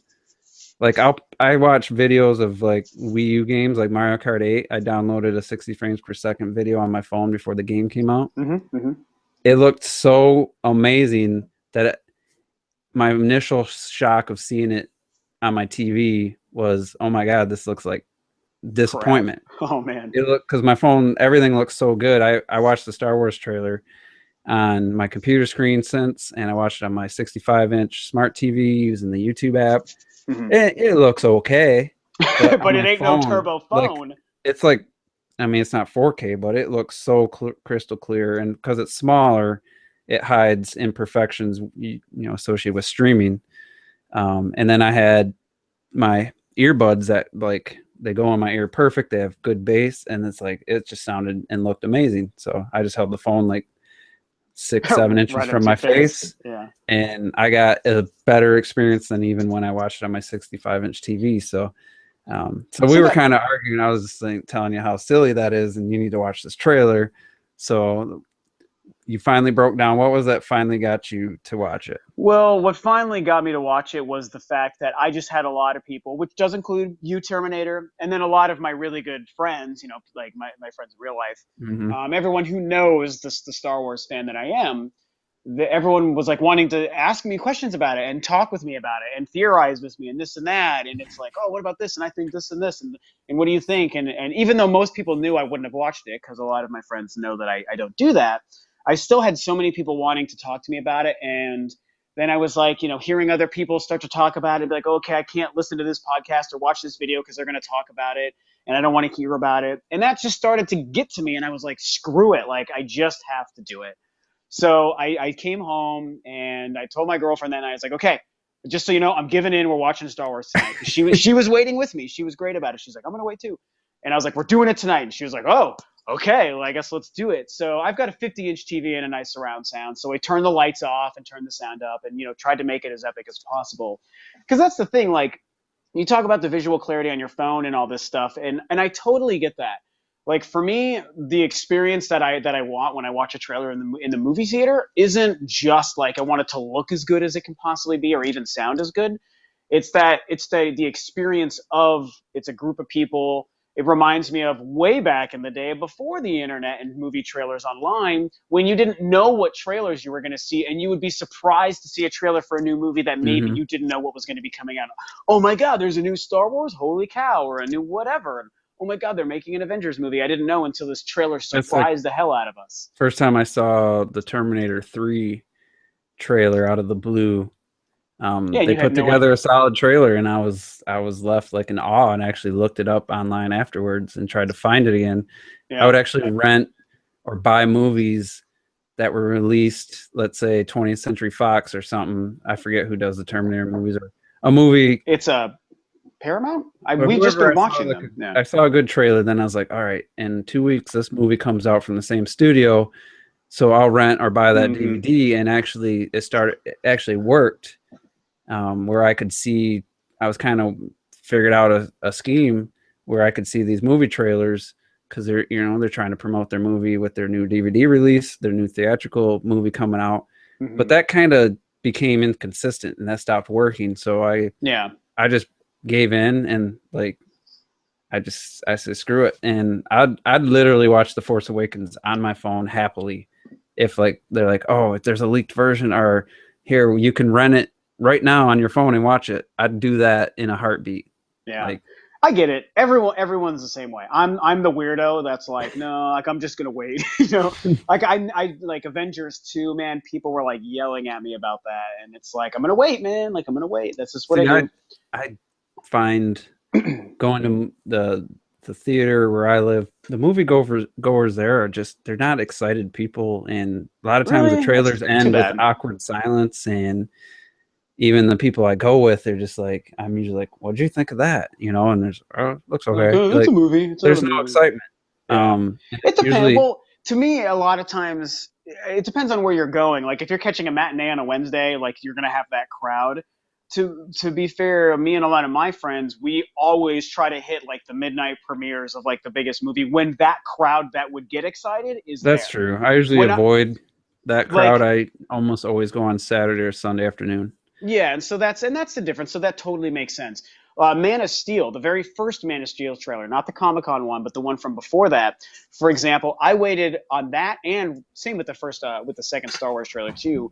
But I waited until I went to see Avengers because I was like, I'm telling you, I feel like I know it's DC and Marvel. I feel like I'm going to see a Man of Steel trailer before Avengers: Age of Ultron, so I'm going to wait. Sure enough, that trailer played. It was the first trailer before Age of Ultron, and it was so loud and crazy and people went nuts. Like everyone was like cheering and screaming and like, "You're like that's gonna be the best, whatever." And it was like that, my friends, is why I wait to watch trailers in the movie theater because all my fellow nerds, strangers, everyone just got excited. But it was also a midnight premiere for Avengers, so that crowd was going to be I wonder if, there. I don't know, the last few big movies I saw, there wasn't any big trailers in front of it. It was just some that what's that movie with the pretty woman chick? Julia Roberts. Julie Roberts has like a new like revenge, like she's like a cop and her daughter gets killed or something. Like I Huh. see that almost every time I go to the theater the last 2 months. God, I hadn't No seen idea that what in it's any more. called. Like Yeah. it's always lame. I've always seen lame previews, so I'm just like, is it because I Yeah. go on Saturday afternoon? I don't know, but I don't know. And I mean, you do always run that risk. Obviously, it's like, so oh, I'm going to go see this movie hoping to see a trailer. And then instead you get the new Julia Roberts movie. Like mm. you said, like there is that risk. so anyway, you sat down and watched it. So I I sat just down and wanted, watched it. what, how did it impact you when the first time you saw it? What were you feeling? So, like obviously with how good the music is, like a lot of emotion because it's like so powerful and it's evoking like that old school feel from the original trilogy stories. Even though that music is in all the films, it was like that specific theme was introduced in the first film. So, Hmm. and we're dealing with like the direct sequel to the end of that trilogy. So it just makes you feel the epic story that we know we're going to get. So a lot of emotion when I first saw it, but I also like the super huge Star Wars nerd in me. You know, I'm a fan of all the movies, as you and I have discussed. Hmm. I'm a fan of all the expanded lore, both the old canon and the new canon. I'm going through that. So I pretty quickly was like dissecting the hell out of every shot, wondering what it means and who's this and what's this story and well, you know, Finn said this. Like, what if it means this and not what other people think? And what the hell's with Kylo Ren? And then at the very end shot, it's like, oh my god, he was fighting Finn but his helmet was off because you could see his hair. So it's like, oh, that was Kylo Ren, but without his helmet. So what's all that about? So, I mean, pretty quickly after I got over like the shock and awe of just how epic it felt to see all these things again and see Leia. Thank God we finally saw Leia. And I knew we weren't going to see Luke, but we can get into that in a minute.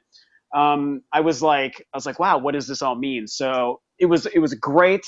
It was very, very emotional finally seeing that and hearing the old school themes and stuff again.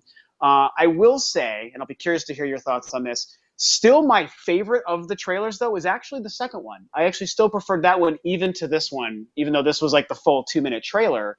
I really, really liked how that second one played out. But yeah, I really just went into story dissection and theorizing as soon as I saw it. So Yeah, the first time I saw it, I'm just glad there wasn't a ton of people around because I felt my eyes welling up like that music, and because the first two trailers didn't convince me that this was a movie I needed to see.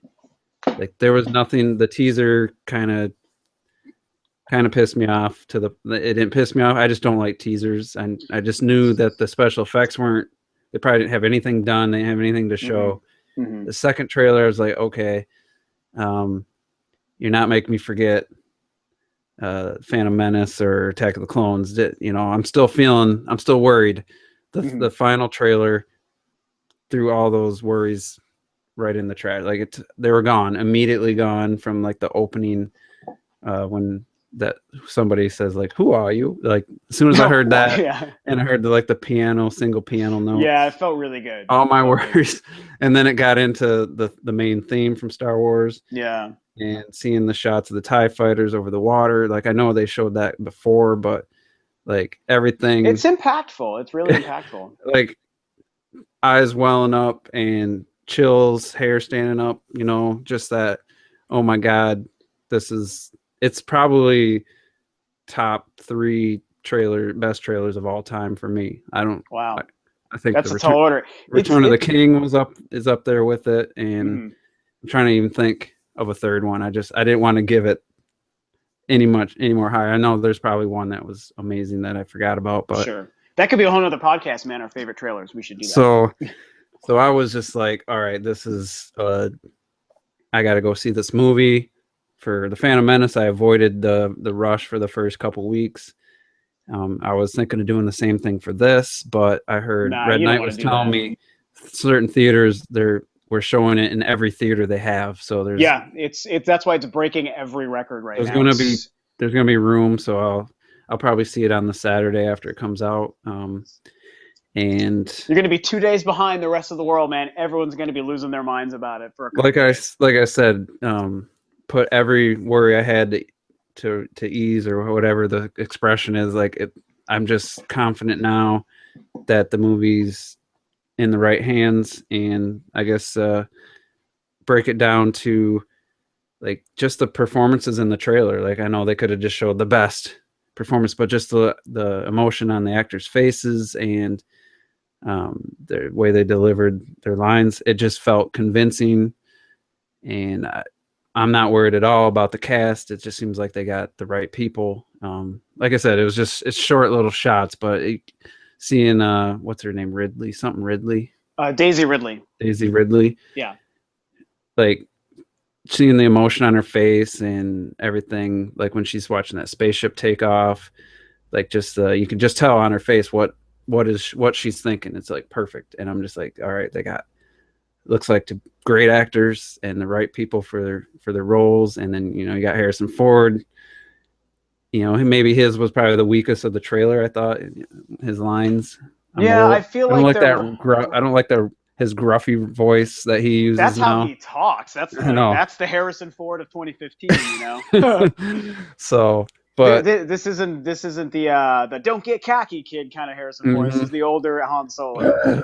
Like it's all true. Like it's all true. Batman. So swear to me. Then you got TIE fighters. You got the music.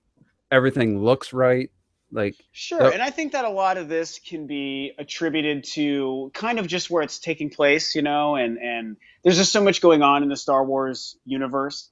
I will happily remind everyone watching, like, Terminator and I share different opinions on the prequels. So when he talks about being worried about, I don't have the feeling of like Phantom Menace or Attack of the Clones, and I get what you're coming from because there are a lot of people that don't like those movies also. I love those movies just as much as any of them. I'm a fan. I hold all 6 films in equal standards, even though they have different impact on film history. But there's no doubt that coming back to the feel of what started it all in the original trilogy is way more exciting. And they obviously know how to make this film look and feel, even without the creator behind it. And, I obviously people have different opinions even on Lucas in his later years, and I get that. There's some of those criticisms that are accurate. Some of them I think are overblown. He was the guy who I wish was still kind of the mastermind behind it, because I love the story he told us for 6 films. But he worked very, very closely with the people as everything was shifting gears, as he was retiring and handing the reins over. Disney makes me nervous, but Lucasfilm and Kathleen Kennedy I trust to no end. So I think those are the guys and the people, and the Lucasfilm story group, Pablo Hidalgo, that's been keeping all the canon in track for years upon years. Those guys know where to take this story, and the look and feel is fantastic. And the use of the music, like I just couldn't be more excited. So I'm definitely right there with you there. I think that they're going to be, and the fact that they recently confirmed we're continuing the Skywalker saga, which is really good to hear, because there was some, I guess I don't want to say concerns, but we weren't quite sure what story they were telling us for so long. And it was driving me crazy that we didn't know at least what the story was. I don't want to know the surprises. I don't want to know every individual moment, but what's the story? Like, when the prequels were coming out, we knew, okay, we're learning who Darth Vader was as a young boy. We're learning how the guy became Darth Vader. That's the story we're learning. Everything else was a mystery. Who's Mace Windu? What's this? What's that? No one knows, but we know the story. This new trilogy, it's like, well, there's some people with lightsabers, and it's Star Wars, and it's called Episode 7. Okay, but what's the story? I like that they're not even, like, let me go back to 1999. And 2 of the things that bugged me most about the Phantom Menace trailer, and I wish I had like documented proof, because anyone too late. I won't believe you. I won't believe you.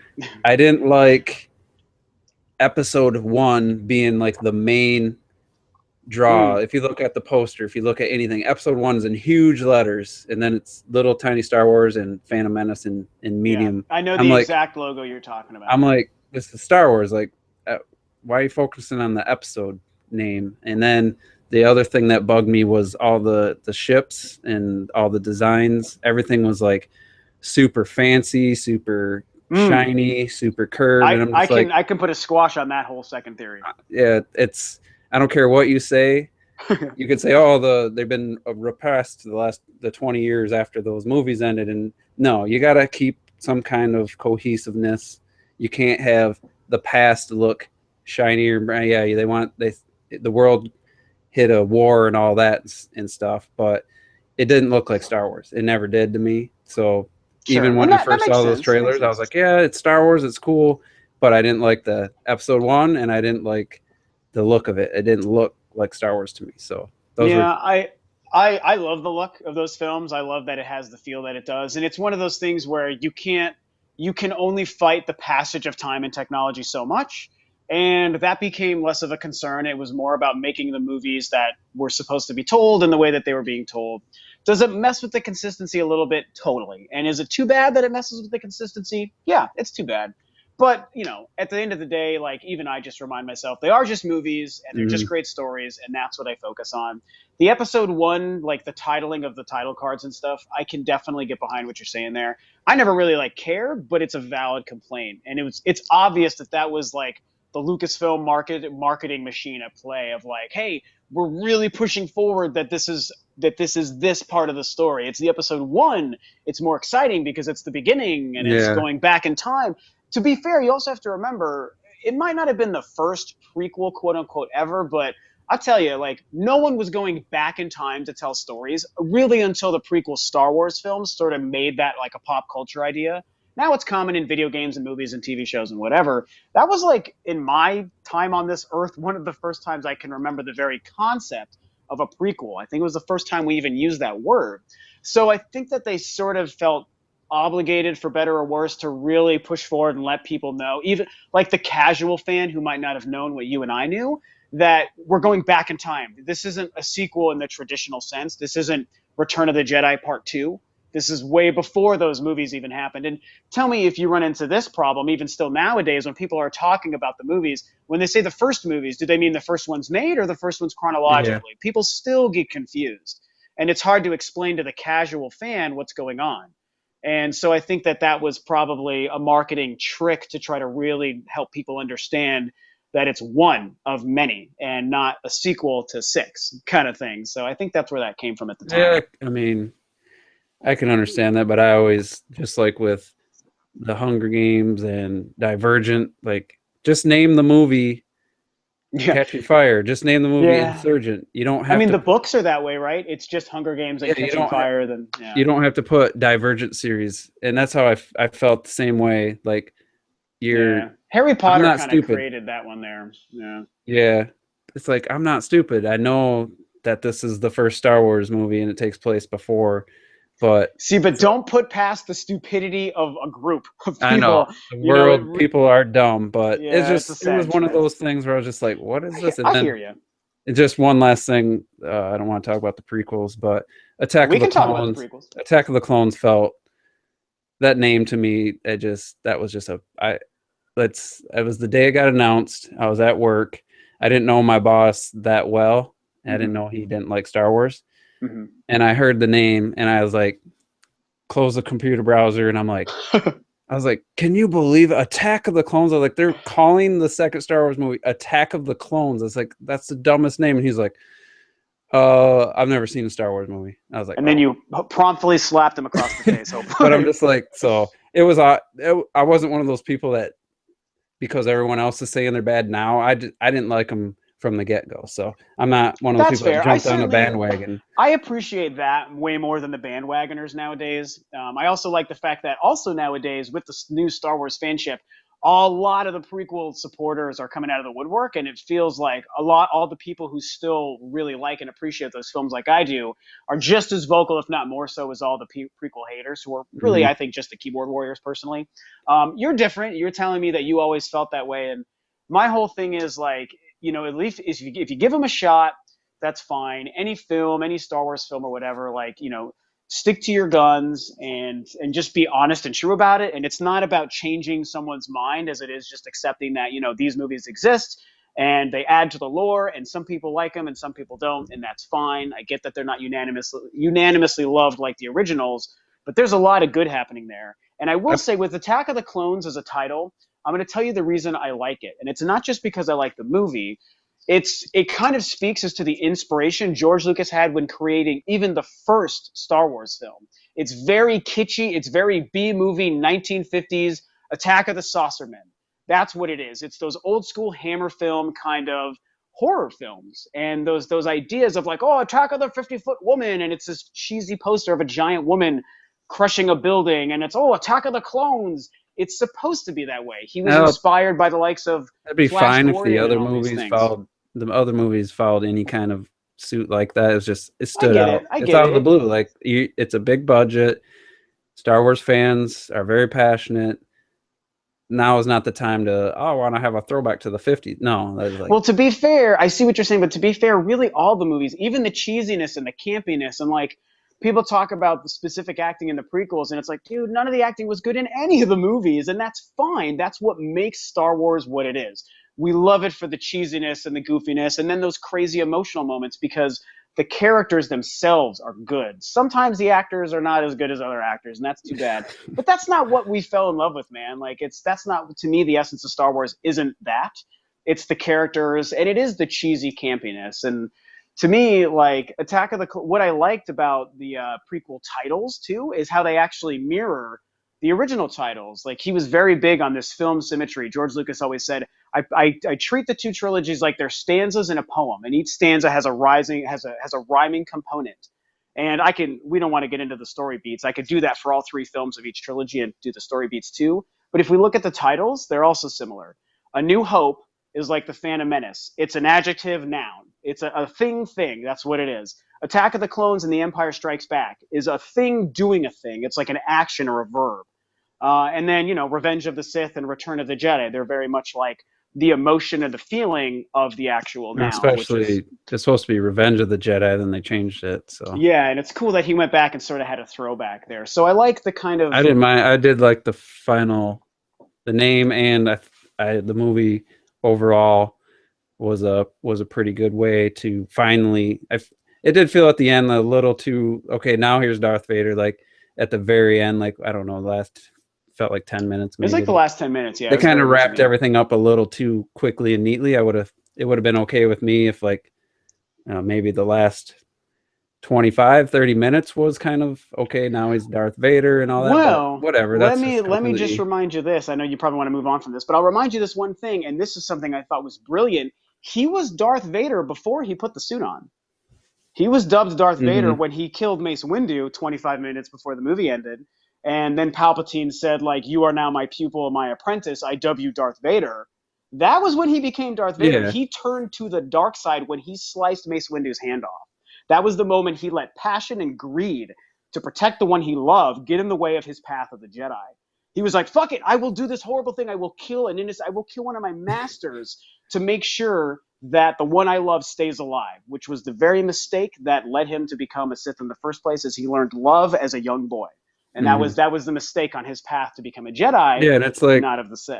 There was some epic like space battle to start that movie. Like that one, I even think they started like George Lucas, I think, made a realization that things needed to start looking more because it's only New Hope only takes place Luke's like 18, 20? It's a 19-year gap between them. So 19. So I think he realized, I got to start making things kind of look like A New Hope. So like the ships kind of look like a little bit towards Star Destroyers at the end. I think they're. I love that. Yeah. So and they kind of lay the groundwork at the end of Attack of the Clones there too, because in that film, when the Clone War starts, and you start to learn, okay, Palpatine is creating this clone army to make them his army once he switches gears, and we didn't know how that was going to happen. Like, I know you probably hate watching these movies, but just pull up the very last 10 minutes of Attack of the Clones and watch the closing shot with those huge ships and the armies of clone troopers with Palpatine looking down on them, still pretending to be a good guy. And they're marching onto these ships that look kind of like Star Destroyers, and the old school Star Wars music is playing. It's like Palpatine is turning it into the Empire we know in the older movies. Yeah. And then with Revenge of the Sith, yeah. I think that would have been a more interesting to focus on instead of having, they still try to make it the adventure movie with Obi-Wan going off on his thing and Anakin. For me personally, I would have liked more of the movie to be about seeing things them becoming the Empire and stuff. Like, I also, last thing, I know you'll probably have a counter to it, but I won't even bring it up. I'll just let you go. Boba Fett's dad he's the clone. Like, they had to tie Boba Fett in, put him in the movie. Now his dad is the clone of all the stormtroopers are Boba Fett's dad. Like, I don't know. That felt like an unnecessary. I didn't even like the whole idea of them all being the same. To me, that just. Well, what's really neat is like people discussed this too after Attack of the Clones came out. There was a lot of people discussing like, wow, so all the stormtroopers are clones. But then some people brought up, well, why are they different heights? Mm-hmm. Like they're not all the same height in those old movies. And obviously you're dealing with 30 years of difference. I'm just Maybe, talking. Yeah, that was another thing that but went against the continuity. It's like but just it make doesn't. them. Here's what people brought up though, is the idea is people started, once the Empire actually came to rule, people started enlisting. So stormtroopers are made up of a mix of clones that are Jango Fett and actual just people and residents of the galaxy that have enlisted. So that's kind of how that works. Pretty Or they cool, I could have think. had multiple candidates be like have an army of Jengas, and then there could have been another group Some taken from that they made somebody else. clones out of. There could have, Actually, yeah, it I would have never been a heard that. pretty simple and easy solution to say, okay, he's going to be for our certain line of stormtroopers, and then there's because of his personality type and Hmm. stuff. They could have done some more, but anyway, the new trailer showed us, some shots, a lot of nostalgia. Just to wrap it up, um, is there anything in the trailer that we're like, ooh, I don't know about that. I didn't have any moments like that, but I wonder if you did. Oh, no way, not at all. No, Okay. I mean, even though the second trailer is probably my favorite overall, just as how it's directed and cut together. And some of the stuff it showed us, like definitely not. It looked fantastic. I like the fact that they showed us Kylo Ren without his helmet on at the end there, Hmm. because to me it puts to rest that ridiculous theory that he is Luke Skywalker. Because what I could have maybe sort of allowed people to get away with, even though I never would have believed this, what I would have allowed people to get away with is the theory that he's Luke Skywalker if we never saw him with his helmet off. Because then it's like, oh, we don't know what he looks like, and Adam Driver is just playing the body of Kylo Ren, right? But then we see him with his helmet off, and it's like, okay, it's not Luke Skywalker, it's a different man. So it's not Luke Skywalker. I really appreciated that they showed us that little nugget without like rubbing it Well, in our they didn't. faces. I couldn't even tell his helmet was off. I watched the trailer 20 times and I still couldn't Really? see where everyone's like, oh, his helmet's off. Like, I I don't saw see it the that. first time I watched it, but I don't even see it. Even looking at it, I don't even see it's just dark. And I mean, who knows? Maybe I'm wrong and other people are wrong. I guess well, other people that's have said it's nice that, that but yeah. I I've mean, maybe looked we're all wrong. specifically at it and I'm like, I don't see the obviousness that there's no helmet. Maybe there's a shot where you barely Does see. it not look like his hair? I mean, what does it look I like to didn't, you? I just saw like he has like a, um, what do you call it? Like a cape or something on, doesn't he? He's like He does have a cape, it looked but like it had like a tall, like a collar or something, and then barely just something above it, like what hmm. could have been hair, I'm could have gonna been. I'm gonna pull it up when we get Me done too. here, and yeah, and like pause it and try to look at it. So Um, yeah, we better wrap this up. We're almost hitting the 2 hour mark. I didn't think I it. got a movie to go see. Yeah, you're going to see Spectre, and Hmm. reviews aren't good for it, but Yeah, I um, know, but I'm I'm excited. It's still hopeful. I thought Skyfall was terrible. I stopped. I couldn't even make it through. So really. yeah, I don't think it's the best Bond, but it was fine. it's the first movie that I can remember in the last 10 years where I just stopped watching. I just turned it off. It's like, okay. Wow. You finish at least because the end has a pretty big revelation about Bond's past. Yeah. So, It just you was know. so boring, and I didn't care for any of the Daniel Craig ones. Casino Royale is a decent movie, but Oh, it's my favorite. Casino Royale is so good, I think. it's not a good Bond movie. It's a pretty good movie. So anyway, Okay. we got a few questions. I thought maybe let's see, depending on, Sure. just do some quick answers here. Tony Karan asked, since we are now 27 days away from Xenoblade Chronicles X, do you think Nintendo of America should make a commercial for this epic JRPG? Definitely, they better. I Yeah, of thought course. they need to start advertising. The game's printed; it's on disc. They already review copies are already out, so the game's done. Yeah, and I mean, I would be hesitant to say like, oh, maybe they should do like a Nintendo Direct or a special presentation, but they've kind of done that a couple times.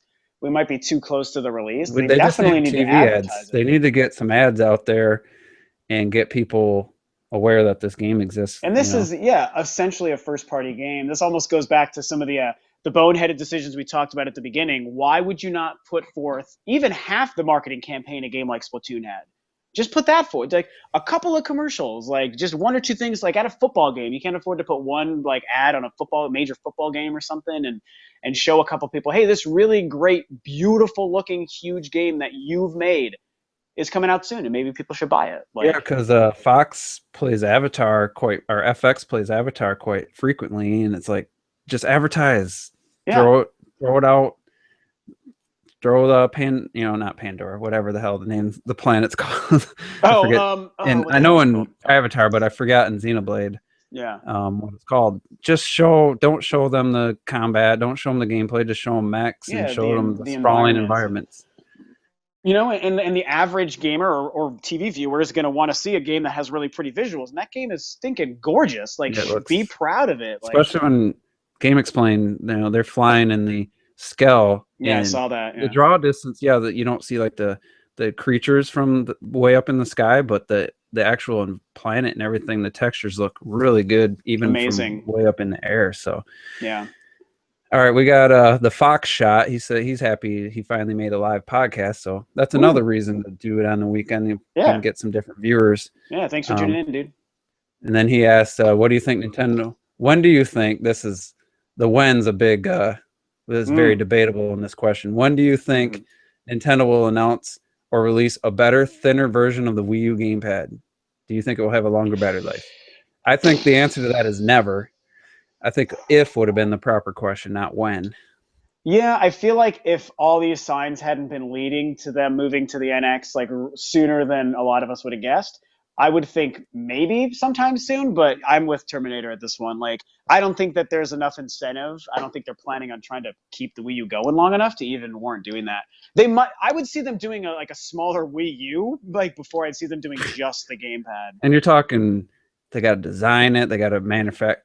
I don't honestly know if they're planning on manufacturing a whole lot of more Wii U's from this point on. I don't think I so, think man. I have a feeling they ordered a certain amount of them manufactured. They have them manufactured, and they're just going to ride it out and try to sell through till NX launches in 2016. I don't think they're like, if all of a sudden the Wii U caught fire with let's say Twilight Princess HD and Star Fox, and all of a sudden people went nuts for Wii U. I don't even think Nintendo has enough. I don't think they have them manufactured. There's no way. I mean, if they're really, like the rumors suggest, if they're moving that forward with like the dev kits and the final hardware specs and the manufacturing of the NX, I feel like all hardware manufacturing resources are just being diverted to that. So, and plus, I don't know if you aware of this. Earlier in the year, they admitted that because of the exchange rate from the yen to the US dollar and the fact that they used specialized chipset, like non-market standard, the price has actually gone up of the hardware. Really? I did not know that. Yeah, so like they said, that's why they haven't done a price drop. That's why they just throw a game in there, a new game, and keep the price 300. They actually lose money if they drop the price. And that's probably smart at the end of the day. The production costs actually rose because of their using mass market chips and architecture. So it actually that worked against them. How crazy. Having IBM create a special chip again, and I will say that under different circumstances, the idea of a streamlined gamepad actually would have been cool. Like if that would have made sense in the marketplace and the Wii U was going for a while and saw enough success to believe that Nintendo would be justified in spending the money to do so. Like now it'd be a waste of their money. But if it made sense, I think it'd be great. Like a streamlined gamepad could have been pretty cool. A OLED screen that could, instead of an LCD, could I mean, if Microsoft can sell a $150 version of the Xbox One controller that does nothing different, Nintendo could like make the gamepad way better for $150, and it would have been very smart. Yeah, make overall thinner and lighter, but then make the grips a little more substantial, so you actually feel like you're holding on to a controller. Yeah. That's the part that bugs me, is it basically rests on your middle finger, the hump or little, from when you finger nub thing. Yeah, that goes across the whole back. Yeah, they could just made the overall unit thinner and lighter, and just had like a better screen that's can be thinner. It can reduce the whole size. It would just been a more ergonomical. In a different dimension, there's a world where the Wii U was super successful and they have like all these different versions of the gamepad. Yeah. But in our dimension, that is not happening. So I bet if Nintendo released a slightly improved gamepad with better battery life or something and tried charging 100, people would be all up in arms. But $150 Xbox One controller. That's cool. That's no big deal. Well, you can change out the D-pad, so it's like a whole new control. It's like a new system.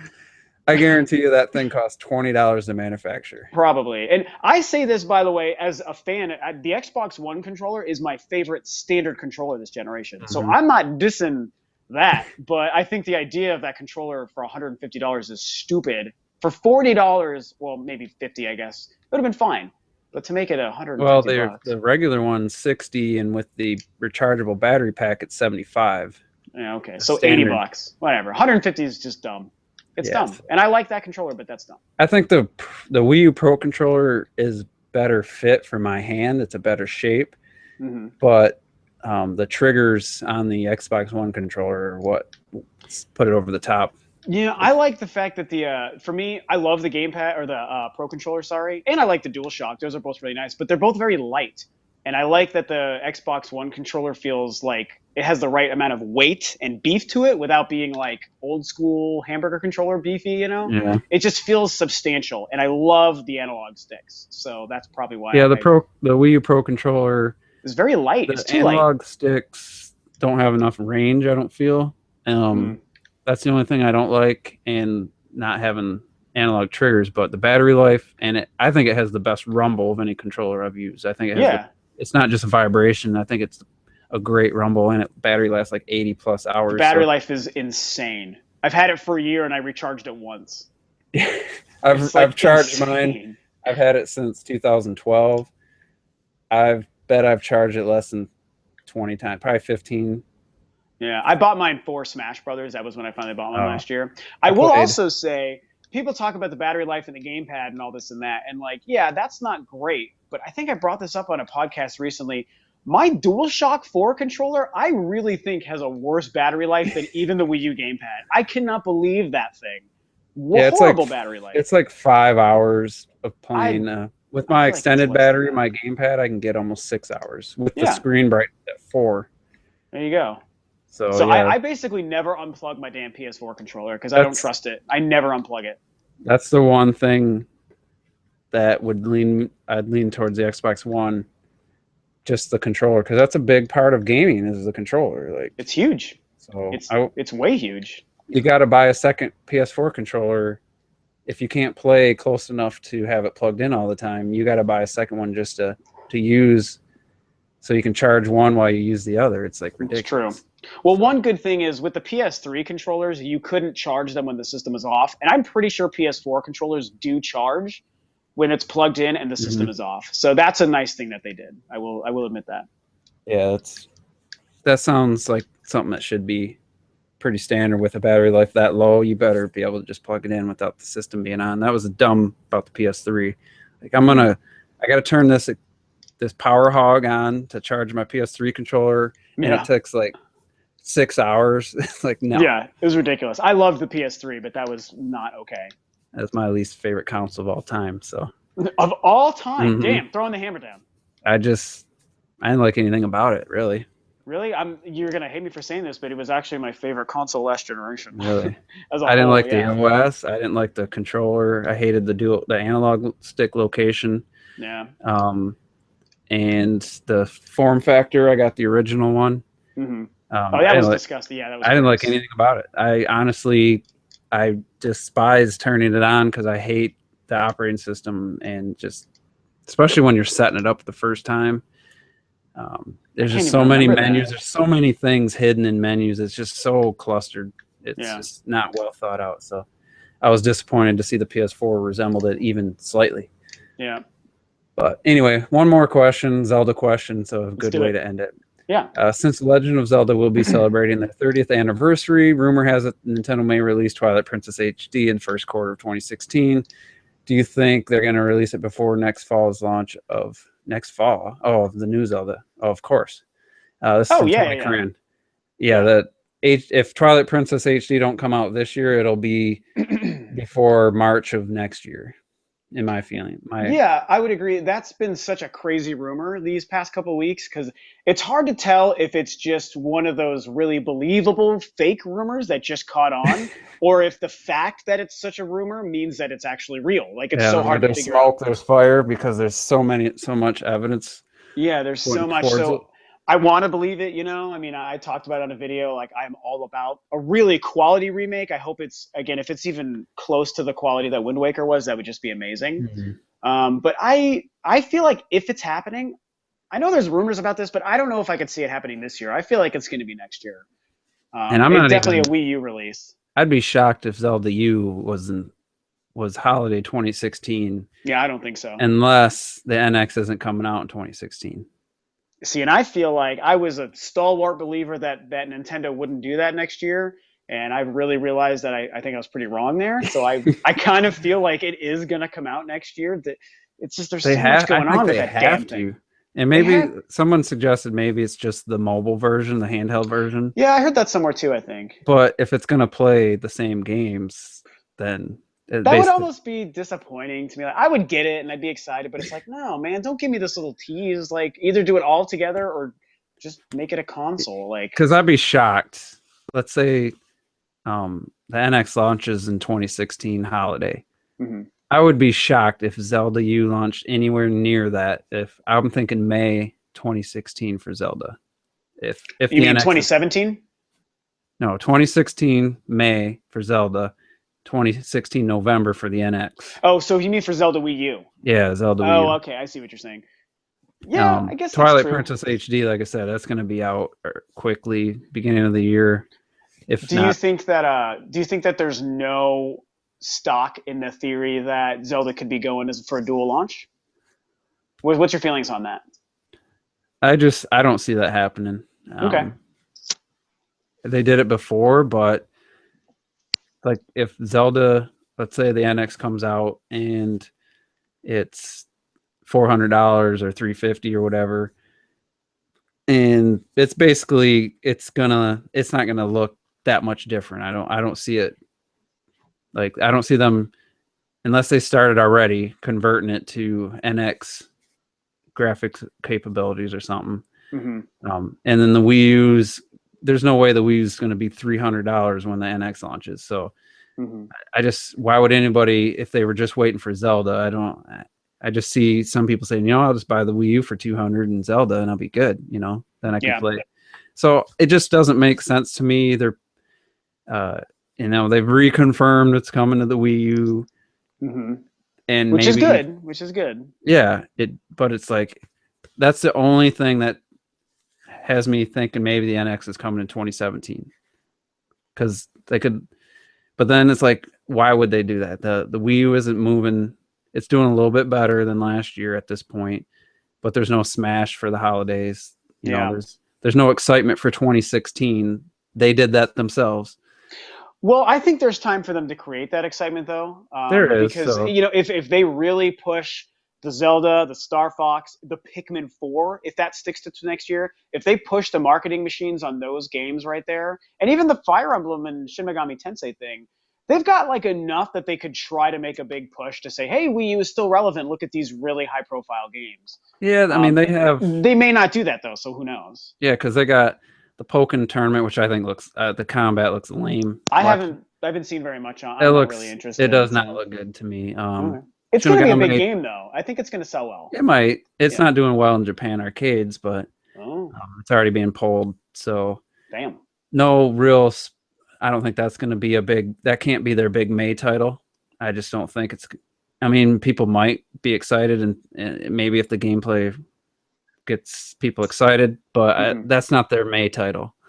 So that's why I think it has to be Zelda. You think it'd be Zelda? Yeah. Star Fox in February. What if Star Fox gets one more delay to May, and it came out in May though? I don't. I mean, almost that's feel like cool. Star Fox is a better May title. I don't think that's a good May title, me personally. Well, you're not into Star Fox too much. Their last two May titles have been heavy online games, though. Yeah.